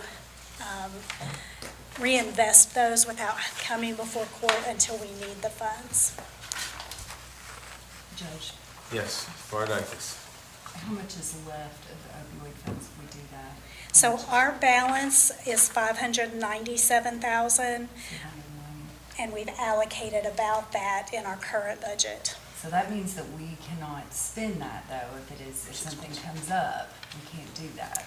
Right, so I had talked, I believe it was in the Finance Committee, if there were any plans, but if there are plans, we can certainly lower that. Anything else for Amy on this agenda item? Do we have a penalty for that CD, or do you know what a penalty would? You would lose the interest. Entirely? Yeah, I've said a few times, I'd like to put those opioid funds to use in the community. I think we're dragging our feet on putting those where they could be actively working already. And I don't favor saving them for one large. If you'd like, we've been having some amazing meetings with the opioid task force, and it's growing, schools are involved, sheriff, hospitals, everybody. If you remember, we've hired Bluegrass Ad to help manage it. Gene Dunthery's doing an amazing job, so I would encourage coming to our next meeting because it's ramping up, and it's impressive what Franklin County's doing to try to fight this opioid crisis. Please let me know when they are. I've asked several times. I asked to actually be on that committee, and you didn't appoint me to it, so please let me know when they are, and I'll be happy to be there. Squire Blackburn, do you have a hand up? Microphone, please. Thank you. Madam Treasurer, so I know there's concern of having these funds, held in a CD, and there arises a need to expend them. The penalty is the loss of interest. Right. So to sit and say, no, we don't want to do it in case we need it, we can always pull it out and not lose a penny. We'll Sure. always have what we have. Okay, thank you. Squire Harrod. If we were to invest that, come up with something that we needed to do, could we use it from the general fund and then replace it with the money that comes back with the interest? We could, as long as it's in the same budget year. Right. That was my thinking. Yeah. And this 6 months, of course, we would be fine. Right. Any other questions for Amy on this agenda item? All righty, next. The next agenda item is an abstract, or no, it's an agreement with First Federal Savings Bank of Kentucky. By KRS, the county's required to have a collateral agreement with any banking institution that holds in excess of $250,000. And so this collateral agreement with First Federal Savings Bank will guarantee those deposits should we go with them on some of the CDs. So basically, just so everybody understands, we've done this for the other banks that are bidding on Yes. investing our money. So this is just adding another local bank Correct. to be able to bid when you put things out or make a call. Yes. What's your best 6-month rate or a year rate? Right? Yes. That's what we're doing here. And they responded to the rate request that CashVest did for us. And so this enables us to take advantage of that rate if it's the highest rate. Yeah. And again, I appreciate the court just, really emphasizing working with local banks because they're the ones that support our community. So, yeah, it's nice to have another bank in the mix to try to get as much money as we can with our rainy day funds. And I appreciate Amy for spearheading that. That's been a huge, huge thing for this community. All righty. Next, Amy. This is the first reading of Amendment 1 to our 25-26 budget. The PDI grant, although I budgeted $500,000 as our allotment, I did not budget the pass-through from the state. So this is budgeting $2 million for that. The Judicial Center flood bills are coming in. Those were unbudgeted. So we will get reimbursed by AOC, but this is amending in the expense and the revenue for those expenses. We'll probably have more, but that's where we're starting. Opioid funds, we did receive $82,000 this month, so I'm amending those in. I do have one change to the abstract and the amendment before you for the sheriff. On your abstract, it is $2,920. I had a last-minute claim last week come through that I would like to include. So if you'll change that amount, $2,920 to $14,800, $643. I like the first number better, Amy. Can we stick I with the do first too. one? I do too. Sheriff's back there smiling. Can you explain what that? Yeah, what the difference difference was? It's a good question, Squire Wisman. The 11,000, Yeah. it was another accident for one of the vehicles. Oh, yes, it was still insurance proceeds. So that 14,000 is for 2 claims, insurance proceeds. Thank you. Alrighty. See no other questions. Next, Amy? And lastly, you have the treasurer's report as of August 27th, 25, with revenues and expenses.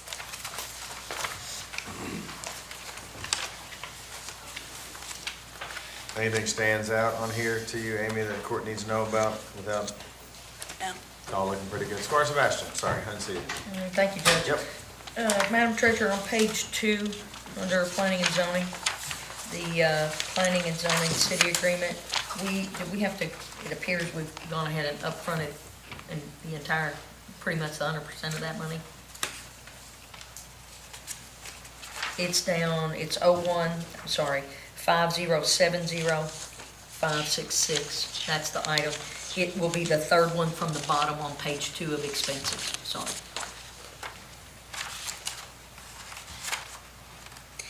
If you'll remember that first payment, so typically we receive revenue from the city. Right. But that included one very large inspection.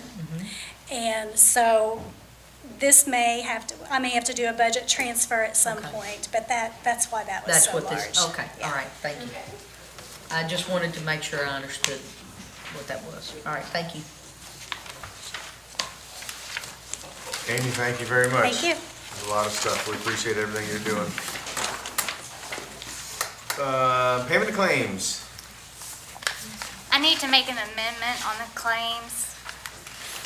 Okay. On the last page of the capital improvement fund, under account 9780011750, we're going to move the Stevens Home Improvement invoice to next court. Could you repeat that, Kim? Second half of the pole barn payment. The Stephen Homes Improvement, under a capital improvement fund, under account number 9780011750, in the amount of $32,740 is going to get moved to next court for payment.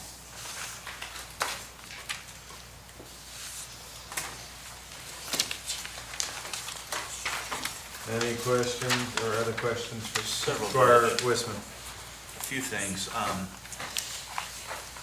Engineering services and general fund court bills, there's a number of things here. I'd like some explanation of what these were. Specifically, there's a $740 fee for Tierney Farm. There's a $720 fee for Ducker's Road.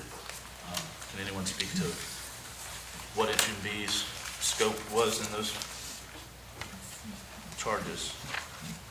Those were outstanding invoices that got missed through communication, through emails, and I double checked with the planning and zoning director, and she was good to go on and pay them. What is the scope of work that they were? Autumn, do you know that off the top of your head? Could you come to the podium, please? Thank you for still being here. Sure. So these were several bills that were from prior to my time. I think that they were from 2023 and 2019, even Yeah. one of them. So they were going back quite a ways for services that HMB had provided on some planning and zoning related projects. I don't have a lot of details, but I can find out more information if I need to. But they were just outstanding things that had been missed. I know we've had that discussion several times about bills being presented within a timely manner, or Yeah. are we obligated to pay them, especially when they're maybe 6 years old? Yeah. Those projects stuck out because they were so old, that I didn't have all that. That same kind of expiration, or no? If you have a contract with somebody, you have to pay them or you get sued. and they've got 15 years to sue you on a contract. So if they're only 6 years old, they can still sue the county. I don't think they want to get sued over $600, but that's just my legal advice. Do we know if these were recently submitted, or had they been submitted and just missed in the past?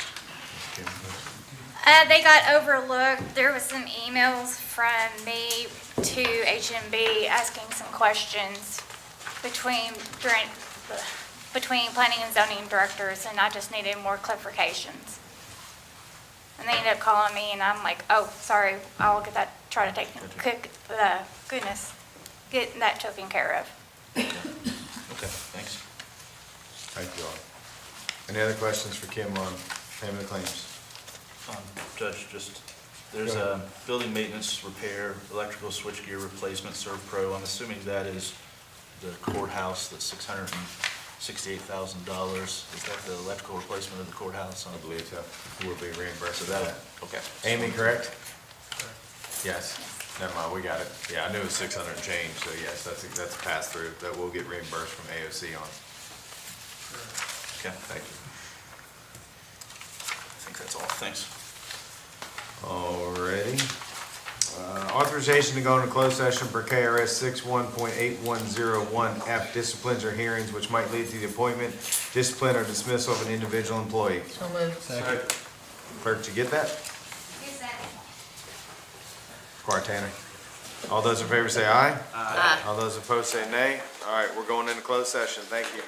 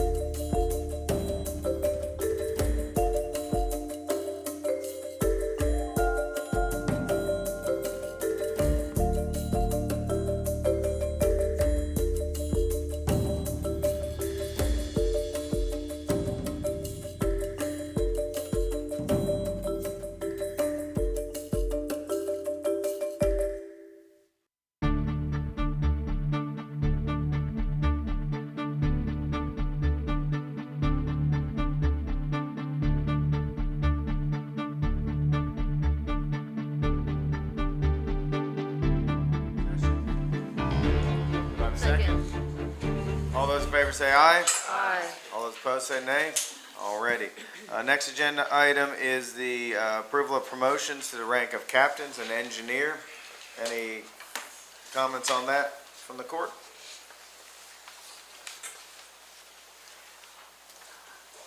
Alrighty, seeing none. Next is authorization to hire firefighters. Anybody have any thoughts on that one? Alrighty.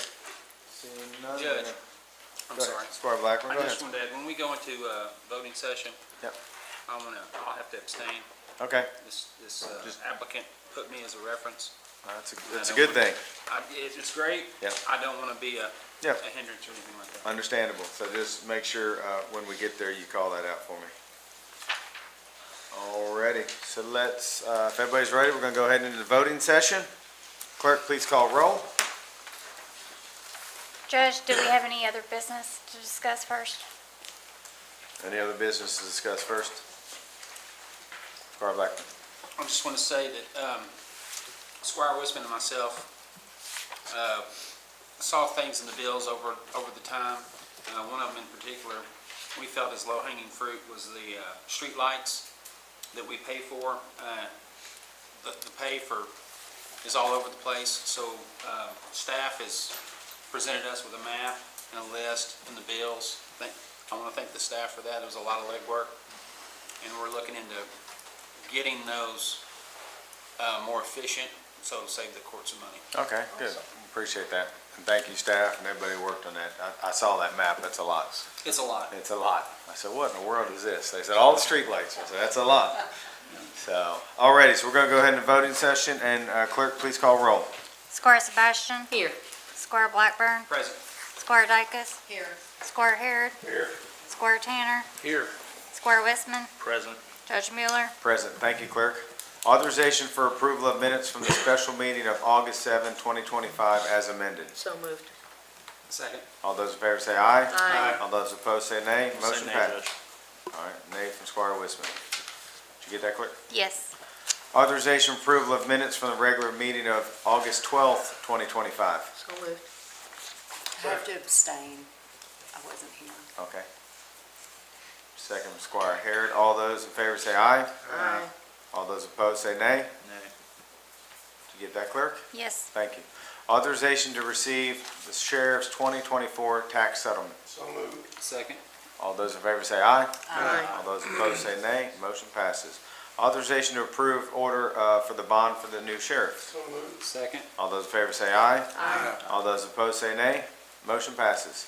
Second reading of approval of an ordinance amending the table of special ordinances, section 1, zoning map changes of the Franklin County Code of Ordinances for a portion of the property, 47 acres at 5700-5930 US 127, south parcel number 053-00-00-004.00, a portion of the property, 70 acres at 6238 US 127, south parcel number 053-00-00-007.00, and a portion of the property, 57.696 acres at 2024 Keaton Lane, parcel number 053-00-00-008.00. So moved. Second. All right, we'll go ahead. Let's go ahead and call roll on this one, clerk, please. Squire Sebastian? Judge and court, I have some comments to make in regard to my vote. So I want to start by saying that each and every vote that I make stands on its own. I listen, I read, I research, like my fellow court members. I've taken phone calls, received emails, met with neighbors across the 1st District and all of Franklin County to hear their thoughts on this matter. And at every turn, I've kept an open mind and open ears, which is the most important. All sides of this rezoning matter, everybody involved, they're very passionate and they all make very valid points. During my time on the court, there have been numerous rezoning votes, many with economic outcomes ultimately as the result. And as an example, the rezoning of 85 acres on Duncan Road, I voted to advance that each and every time it came before the court, because the overarching facts were that the Duncan Road property was contiguous to Industrial Park 3, where there have been no changes to the area of an economic nature, and the area has existing infrastructure to support industrial development. In the end, the result of that rezoning, Franklin County is now home to Nitto and 200 jobs. All of that happened within the last few months, with July being the ribbon cutting. But the criteria we have before us tonight to reach a decision to rezone is found in KRS 100.213, and our county attorney read that for all of us, where we are to consider that because it is the only matter to make the decision. That's the only matter at hand to decide. So today's decision is going to be made on that the existing zoning classification given to the property is inappropriate, that there have been major economic changes, physical, social nature in the area, with all the words that are straight out of the statute. So at present, there have been no substantial changes to the area. The land's not been altered. Properties have not been subdivided for large-scale additional housing. There have been no large-scale business expansions there. So in the case of the option property within the US 127 corridor, that property is considered at this point undeveloped. Documents, presentations, meetings, even the Planning Commission record share that an industrial use, not residential, not agriculture, not commercial, that is planned for this site. That means that it will require the full installation of utilities, road networks, none of those which exist on the site at present, as they did in the Duncan Road instance that I mentioned before. So I guess here's what I find important in all of that. The industrial development infrastructure additions will be the first major change to that area. And that's one of the criteria that determines the zone change here, if it's appropriate. That will all be started after tonight's decision, because it's not in place now, nor is it underway. And the cost to run infrastructure for industrial purposes will have significant and at present undetermined costs. So let's just take one step out a little farther. Currently, the Planning Commission record identifies utility providers in the area, but they serve residential needs. They do not serve industrial purposes. There's been no mention of the need for grid growth to do so, only that the utility providers have services that are in proximity to the area. So, I guess a question for me is, will the grid need substantial expansion to achieve the necessary capacity to generate electricity, for water pressure, to collect effluent flow, a number of things, really to increase each provider's own physical infrastructure, because they probably will have to do that, to service this area and the industries that may consider locating here. And again, at this point, we don't know, so there will be a lot of growth and discussion about what that will entail. We don't know what industry will be recruited, or more specifically, choose on its own to locate here, or to relocate, or to expand its existing operations. However, industries with high demand for water, power, gas will assuredly drive up the costs of extending or upgrading any and all of those services. But here's what we do know.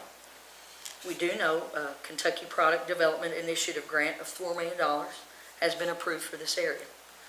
That's going to require the 4 governmental entities in the interlocal agreement that has already been signed to come up with matching funds on a one-to-one basis.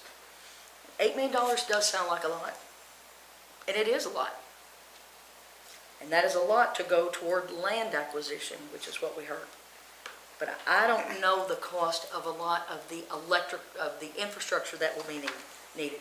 I don't know establishing 3-phase electric for industrial park. Don't know what that costs. I don't know that because right now the grid out there is based on single phase for residential use. I don't know the cost of laying all the water pipe, all the taps that are going to go into it, the industrial water meters, fire hydrants. All the things are needed in that area because they're not there now. But let me be clear, I'm not saying or inferring in any way that the KPDI or government funds are going to be used to build industrial buildings for companies that come here. But I'm saying things like curbs, stormwater, sewer boxes, roads, pipe, site work, all of those costs that require getting the site build ready will make short of anything left from the initial investment of $8 million. And there will be other costs to come, all of which there is no existing funding stream to cover those upfront costs, and they will be costs. We don't know when the industry will choose us. So there could be more infrastructure costs to be determined. And I'll give you an example of that. The land in Hardin County that Blue Oval occupies now, that property, which is 1,500 acres, was purchased in the early 2000s by the Commonwealth of Kentucky with one purpose in mind. Those plans didn't come to fruition, and that property remained undeveloped until Ford Motor Company and SK announced in 2021 that it's going to build 2 electric vehicle battery plants there. That's exciting. See 825 acres of that initial 1,500 acres in use. They've employed 1,500 people, and they're expecting 5,000 more. They had a lot of people employed to get the site ready and other things, so there was a lot of employment, a lot of excitement. But getting what Hardin County has should be an aspiration for us. Yet, Hardin County is the 4th largest Kentucky county in this state with 624 square miles. It's primarily flat. I lived next door in Grayson County. I loved all the things that they had up in E-Town. Went there a lot. Franklin is 97th in size. It's 207 square miles. 5 of those 207 square miles is water. And it's hilly here if you haven't gone out and driven around our beautiful county. It's hilly. So the translation there is Hardin County is 3 times the size of Franklin County, with more land to do anything they want to with. But over that 20-year period of industry recruitment, and they finally landed Blue Oval in Hardin County. That's really exciting. Sure wish we could do that here. Cost for everything increased. Cost of diesel fuel about that time was $1. That's according to the U.S. Energy Information Administration. Concrete, $55 a cubic yard. That's the National Producer Price Index. Those same costs today, and these are 2 very minor things that we're talking about. $3.29 a gallon for diesel. Concrete is $165 a cubic yard, plus add-ons, plus tax. So those are 2 very minor examples of any kind of building that's going to happen anywhere in your backyard and mine. But all those costs have mounted exponentially during that 20-year period because they couldn't land the right business that they wanted for themselves. So it brings us back to the point of a location that's going to require the full installation of utilities, road networks. None of those exist now. All that's going to be an undetermined cost with no existing revenue stream beyond the initial grant, what is left out of that earmark. And then there's an undetermined skilled workforce pool that's needed for any new job creation here. And that's everywhere, not just this site. And then there's a need for just-in-time education and training programs, and those will be needed to upfit that industry, which is important. None of that takes into account the increased rate of automation of jobs in all sectors across the world right now, because the job footprint is shrinking because AI and other things are taking those jobs. So we don't know what that's going to look like. I hope it won't be terrible across Franklin County, period, at all at any time. And I don't want to forget that karst-related issues in the areas that are noted in the Kentucky Geological Survey, that map at chart 104, it is there for anybody to look at because it's specific for land use planning for Franklin County. But a balanced and growing economy, we need it here. We need available and prepared workforce pool here. We need that. We need housing. We all know that. We've had studies. We need that. And we need a strong plan to move this community forward. So I wrote something back in December of 2020, 2021 to jumpstart those conversations. It was serialized in the State Journal, talked about in community groups. Crickets after that. And here we are 5 years later talking about the same things. So with all of that said, we have a decision to make, and it's supposed to be based purely from what the county attorney said on KRS 100-213. That the existing zoning classification given to the property is inappropriate. Well, that's a no. For me, because right now it's doing what it's supposed to do. It doesn't have all this infrastructure there. And there have been major changes of an economic, physical, or social nature within the area involved, which weren't anticipated. And I look at that, and on the face of the words I read, that is a no. And I'm reading the words, trying to make sure I'm correlating the answers to those questions, to the specific questions. So, my vote tonight is based on existing factors. And I'm sure as all my colleagues did, they read all of this as well. I stayed up all night making sure I read it again, just to make sure, because it's been a lapse between when we first got it, just to make sure that we know everything. So my colleagues all got the same thing to read, and I have no doubt that they went through it meticulously, because it's a big issue. So my vote tonight is based on all the existing factors, and it's a no.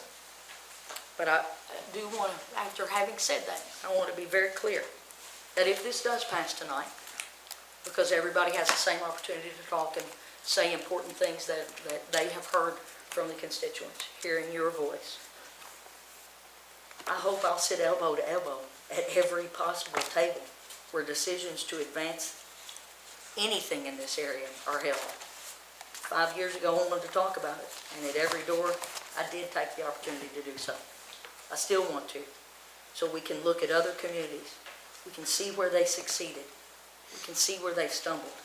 So all of our chances of success to grow exponentially stronger, and each step of that is a planned step rather than some improvised leap of faith. Because without thoughtful leadership, and I'll say this, we are very fortunate to have that. And we have that in place now. Without an informed process and without those people continuing to be around the table, nothing should stand in our way of getting where we want to be. Thank you, Squire. Thank you. Squire Blackburn.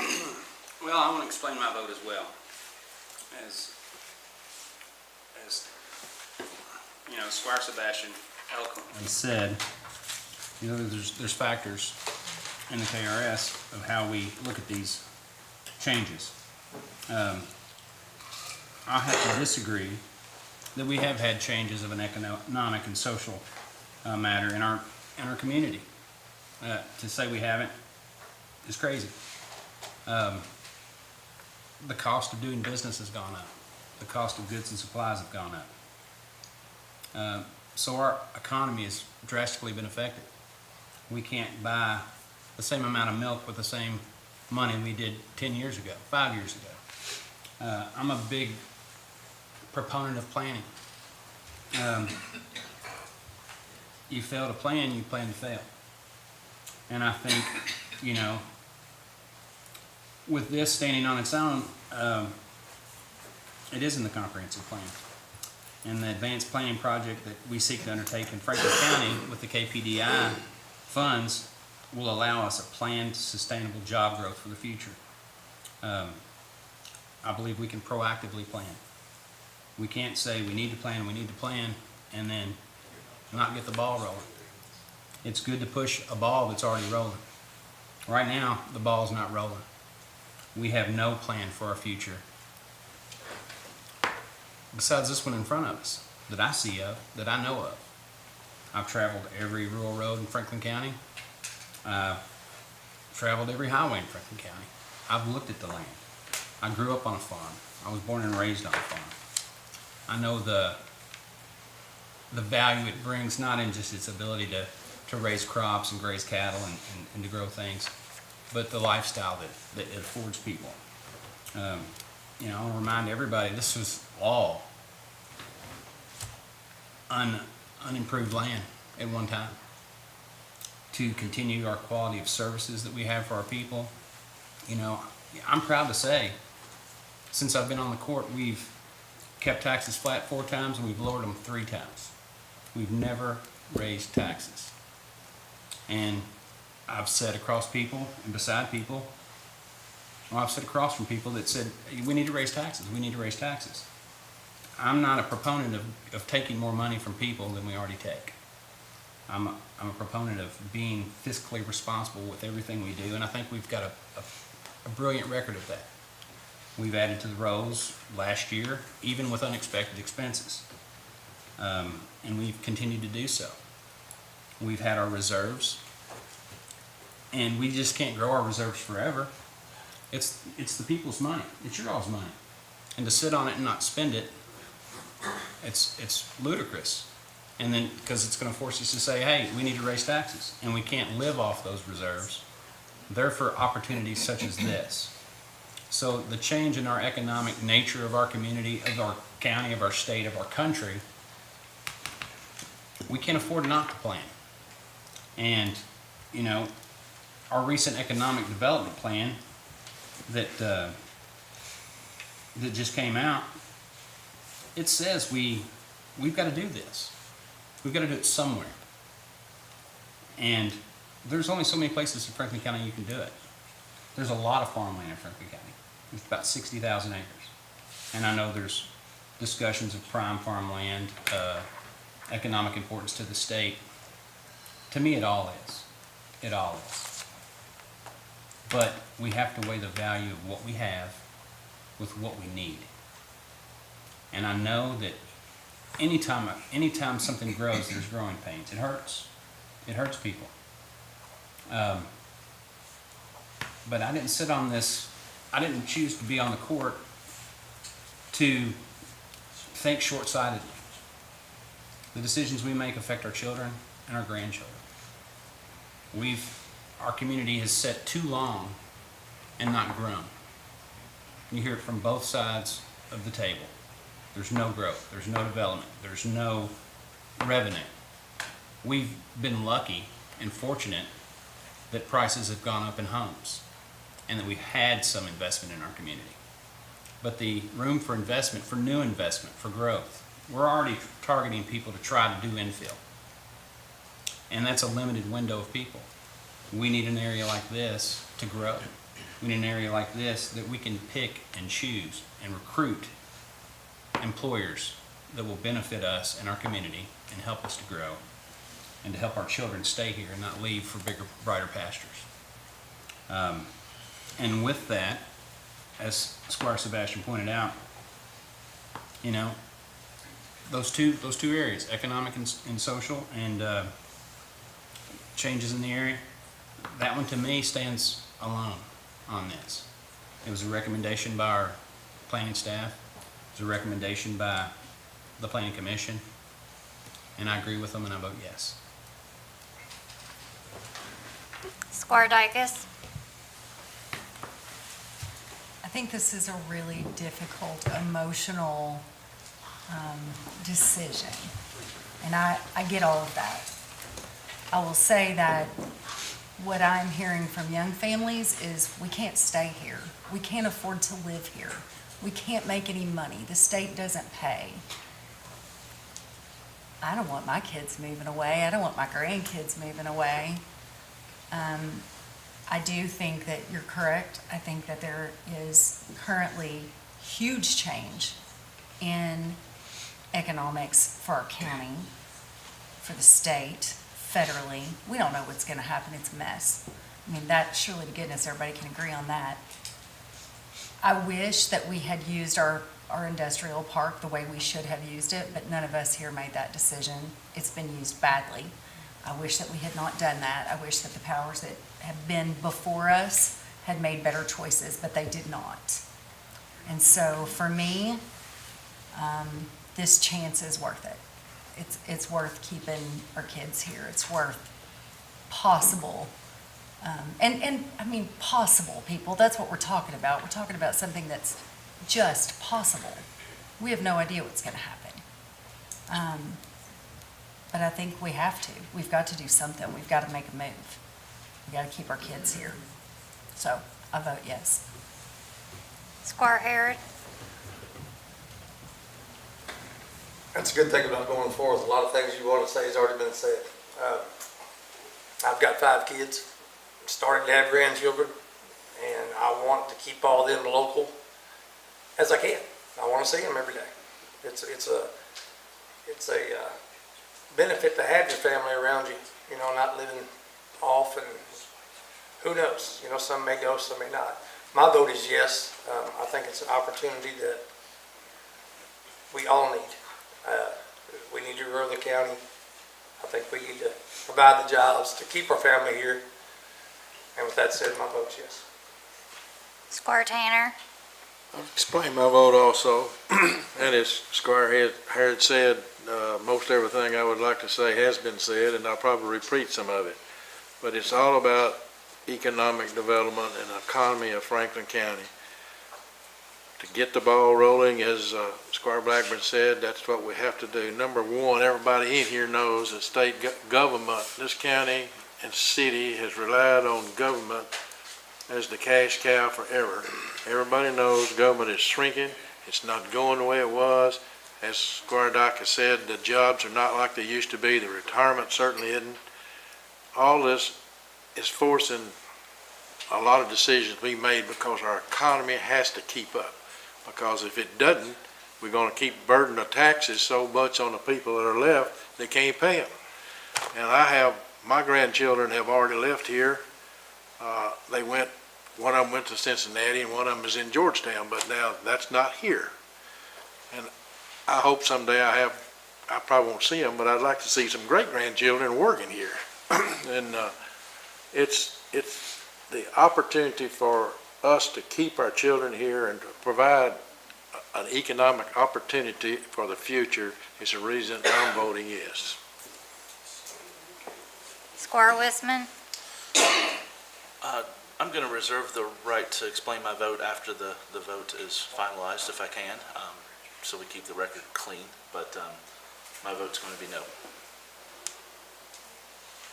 Judge Mueller. Yes. Motion passes. Judge, can I explain my vote? Go ahead.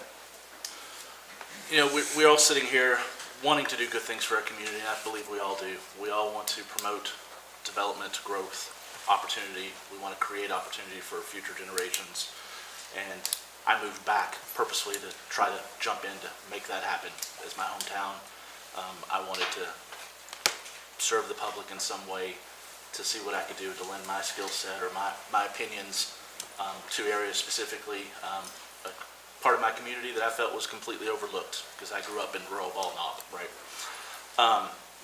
We're having these conversations far too often in this community and in this court about this being the only opportunity, you know, this is the only thing, this golden goose that we have sometimes that is the linchpin to making drastic change. But we never talk about the other opportunity. You know, the truth of the matter is that this consideration for this zone change is predicated only on this location because we have an available double incentive from the state for $4 million. It doesn't mean or preclude in any way that we could have been looking at other areas that are defined within our comprehensive plan, 600 plus acres that were defined in this comprehensive plan for future industrial growth, that we couldn't have been pursuing all this time to develop additional industrial growth in areas that our community agreed upon in that comprehensive plan. You know, I've talked many times in these court meetings at zoning issues about that comprehensive plan being a contract between our citizens and the local government elected bodies that gives them the right to challenge us on anything that we do that doesn't fit what they defined within that plan. And that's why we're, as an elected body, removed from that plan, and it's allowed to be an external document through the Planning Commission so that we don't influence it. You know, I thought it very pertinent that our recent economic development plan, one of the items that was mentioned in passing but was not part of the plan was looking at our existing industrial spaces, and a recommendation that didn't make it to the final plan but was suggested was that we need to start acquiring and redeveloping industrial space that's already existing and is underperforming, that is vacant, that was poorly built, that was built for office spaces when it should have been commercial production or otherwise. We only have limited resources, right? And we have to use those where they can be best put to service for the community, where our KRS, as Sherry stated, explicitly states where infrastructure already exists, where sewers and electrical operations are existing. You know, the comprehensive plan identified 600 plus acres adjacent to the interstate where all of those things already exist. We don't have to build them new.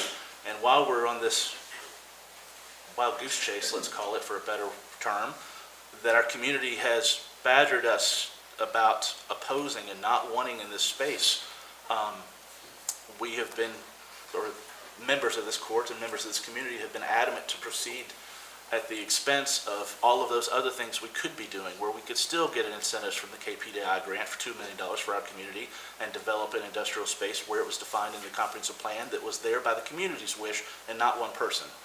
Where we could take monies that we have and reacquire existing industrial spaces and remove those poorly performing, poorly built spaces that are outdated that need to be brought back online. Those should be our focuses right now, in my opinion, not unblemished farmland where owners either don't want to sell or the community doesn't want them to sell and doesn't want this to proceed. So I'm struggling with the actions of this court in this entire process and all of those involved that, I think this process was somewhat dead in the water until certain promises were made to our governor and to others by members of this body and external to this body that we would get this done when it's not the wishes of our community.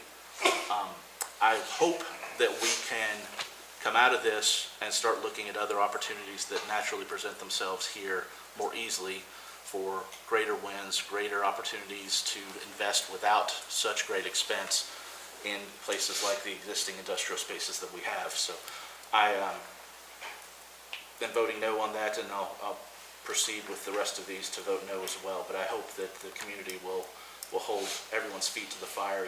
We are elected servants, and when we don't do the will of the community, we're subject to being removed. So, I think that'll play out in the next year and a half, and we'll see how it goes. But I hope we can start having conversations like I've been begging since day one to have a comprehensive plan of our own about priorities. What are we lobbying for? What are we legislating for? What are we looking to do to spend our dollars to best appeal with public input as a whole body? So I hope we can get there, and we can start looking at some of those other items that even our own industrial plan or economic development plan spoke so much truth to, even though other elements of it were problematic in my opinion. But for the most part, I think we have a good document there that should suggest some timeline to go forward and some opportunity to move forward with areas that we need to focus on. So that'll do. All right. Next agenda item, authorization to approve a resolution of the Fiscal Court of Franklin County, Kentucky regarding the appropriation of budget funds to the Franklin County Anderson Industrial Development Authority. So moved. Second? All those in favor say aye. Aye. All those opposed say nay. Nay. Did you get that, clerk? Yes. Thank you. Judge, let me explain my vote there again. I don't want it said in the community whatsoever that this is about anti-growth, anti-development. We can do growth, we can do good for our community in areas that our community wants instead of fighting them. So, Okay. Authorization to approve the work order and fee proposed under the existing agreement with HMB for the provision of professional engineering services for the Farmers Lane Bridge project. second. All those in favor say aye. All those opposed say nay. Motion passes. Authorization to approve a resolution of the Fiscal Court of the County of Franklin, Kentucky, County authorizing, approving, and directing the execution of the necessary documentation for the county to participate in the National Opioid Litigation Settlement with Purdue Pharmaceuticals and approval of Purdue Pharmaceuticals Estate Settlement Plan.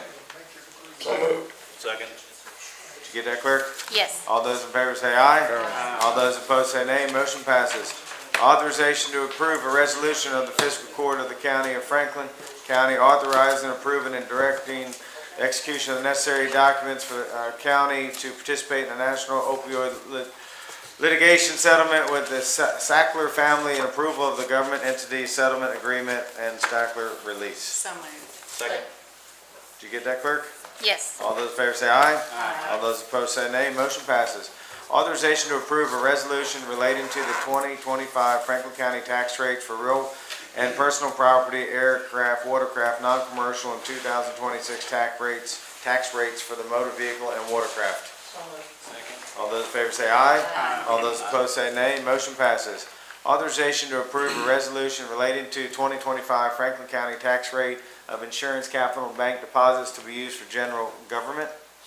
Second. All those in favor say aye. Aye. All those opposed say nay. Motion passes.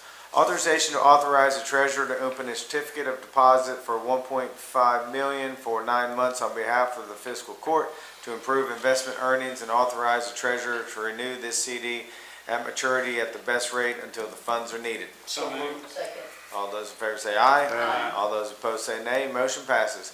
Authorization to authorize the treasurer to open a certificate of deposit for $400,000 for 6 months on behalf of the fiscal court to improve investment earnings, and authorize the treasurer to renew the CD at maturity at the best rate until funds are needed. So moved. Second. All those in favor say aye. Aye. All those opposed say nay. Motion passes. Authorization to approve the agreement with First Federal Savings Bank of Kentucky to guarantee deposits for amounts greater than $250,000, the FDIC limit, in accordance with KRS 41.240, the Public Funds Law. Second. All those in favor say aye. Aye. All those opposed say nay. Motion passes.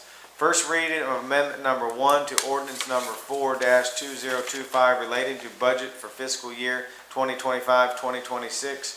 No vote will be taken at this time. Authorization to receive treasurer's report. Second. All those in favor say aye. Aye. All those opposed say nay. Motion passes. Payment of claims as amended. Is there a motion to deny any claim? No motion was made. Let the record reflect claims are to be paid. Authorization to approve a promotion of Eric Mertz to rank of Assistant Fire Chief. So moved. Second. All those in favor say aye. Aye. All those opposed say nay. Judge, I'm going to recuse myself from the vote. Okay, did you get that, clerk? Yes. Motion passes. Authorization to approve a promotion of Brandon Redding to rank of Captain. So moved. Second. All those in favor say aye. Aye. All those opposed say nay. Motion passes. Authorization to approve a promotion of Jacob Tolles to the rank of Captain. So moved. Second. Did you get that, clerk? Yes. All those in favor say aye. Aye. All those opposed say nay. Motion passes. Authorization to approve a promotion of Josh Degnan to the rank of, what is it? Degan. Dagan, thank you, to the promotion, rank of engineer. So moved. Second. All those in favor say aye. All those opposed say nay. Motion passes. Authorization to hire Logan Good as a firefighter. So moved. Oh, go ahead, jump in. I need to abstain from this vote. Okay, I'll second. did you get that, clerk? We have first and a second, Squire Harris and Squire Wisman. Yes. 1, 2. All those in favor say aye. Aye. All those opposed say nay. Before we adjourn, I want to congratulate the 3 gentlemen that retired from Franklin County Fire Department tonight. We wish them all the well in the world for their retirement, and we also want to congratulate all these gentlemen here that just got promotions, so everybody should be proud. Can I say something really quickly? Sure. We need to be really careful here. Constantly saying our community thinks or our community wants. We don't know what our community thinks and wants. There are segments of the community that want particular things. Squire Wisman and I have talked to 2 different segments of people. I just think we need to be really careful when we say that as a general, because it isn't true. Thank you. Thank you. Authorization to adjourn. So moved. Second. All those in favor say aye. Aye. All those opposed say nay. We're dismissed. Thank you.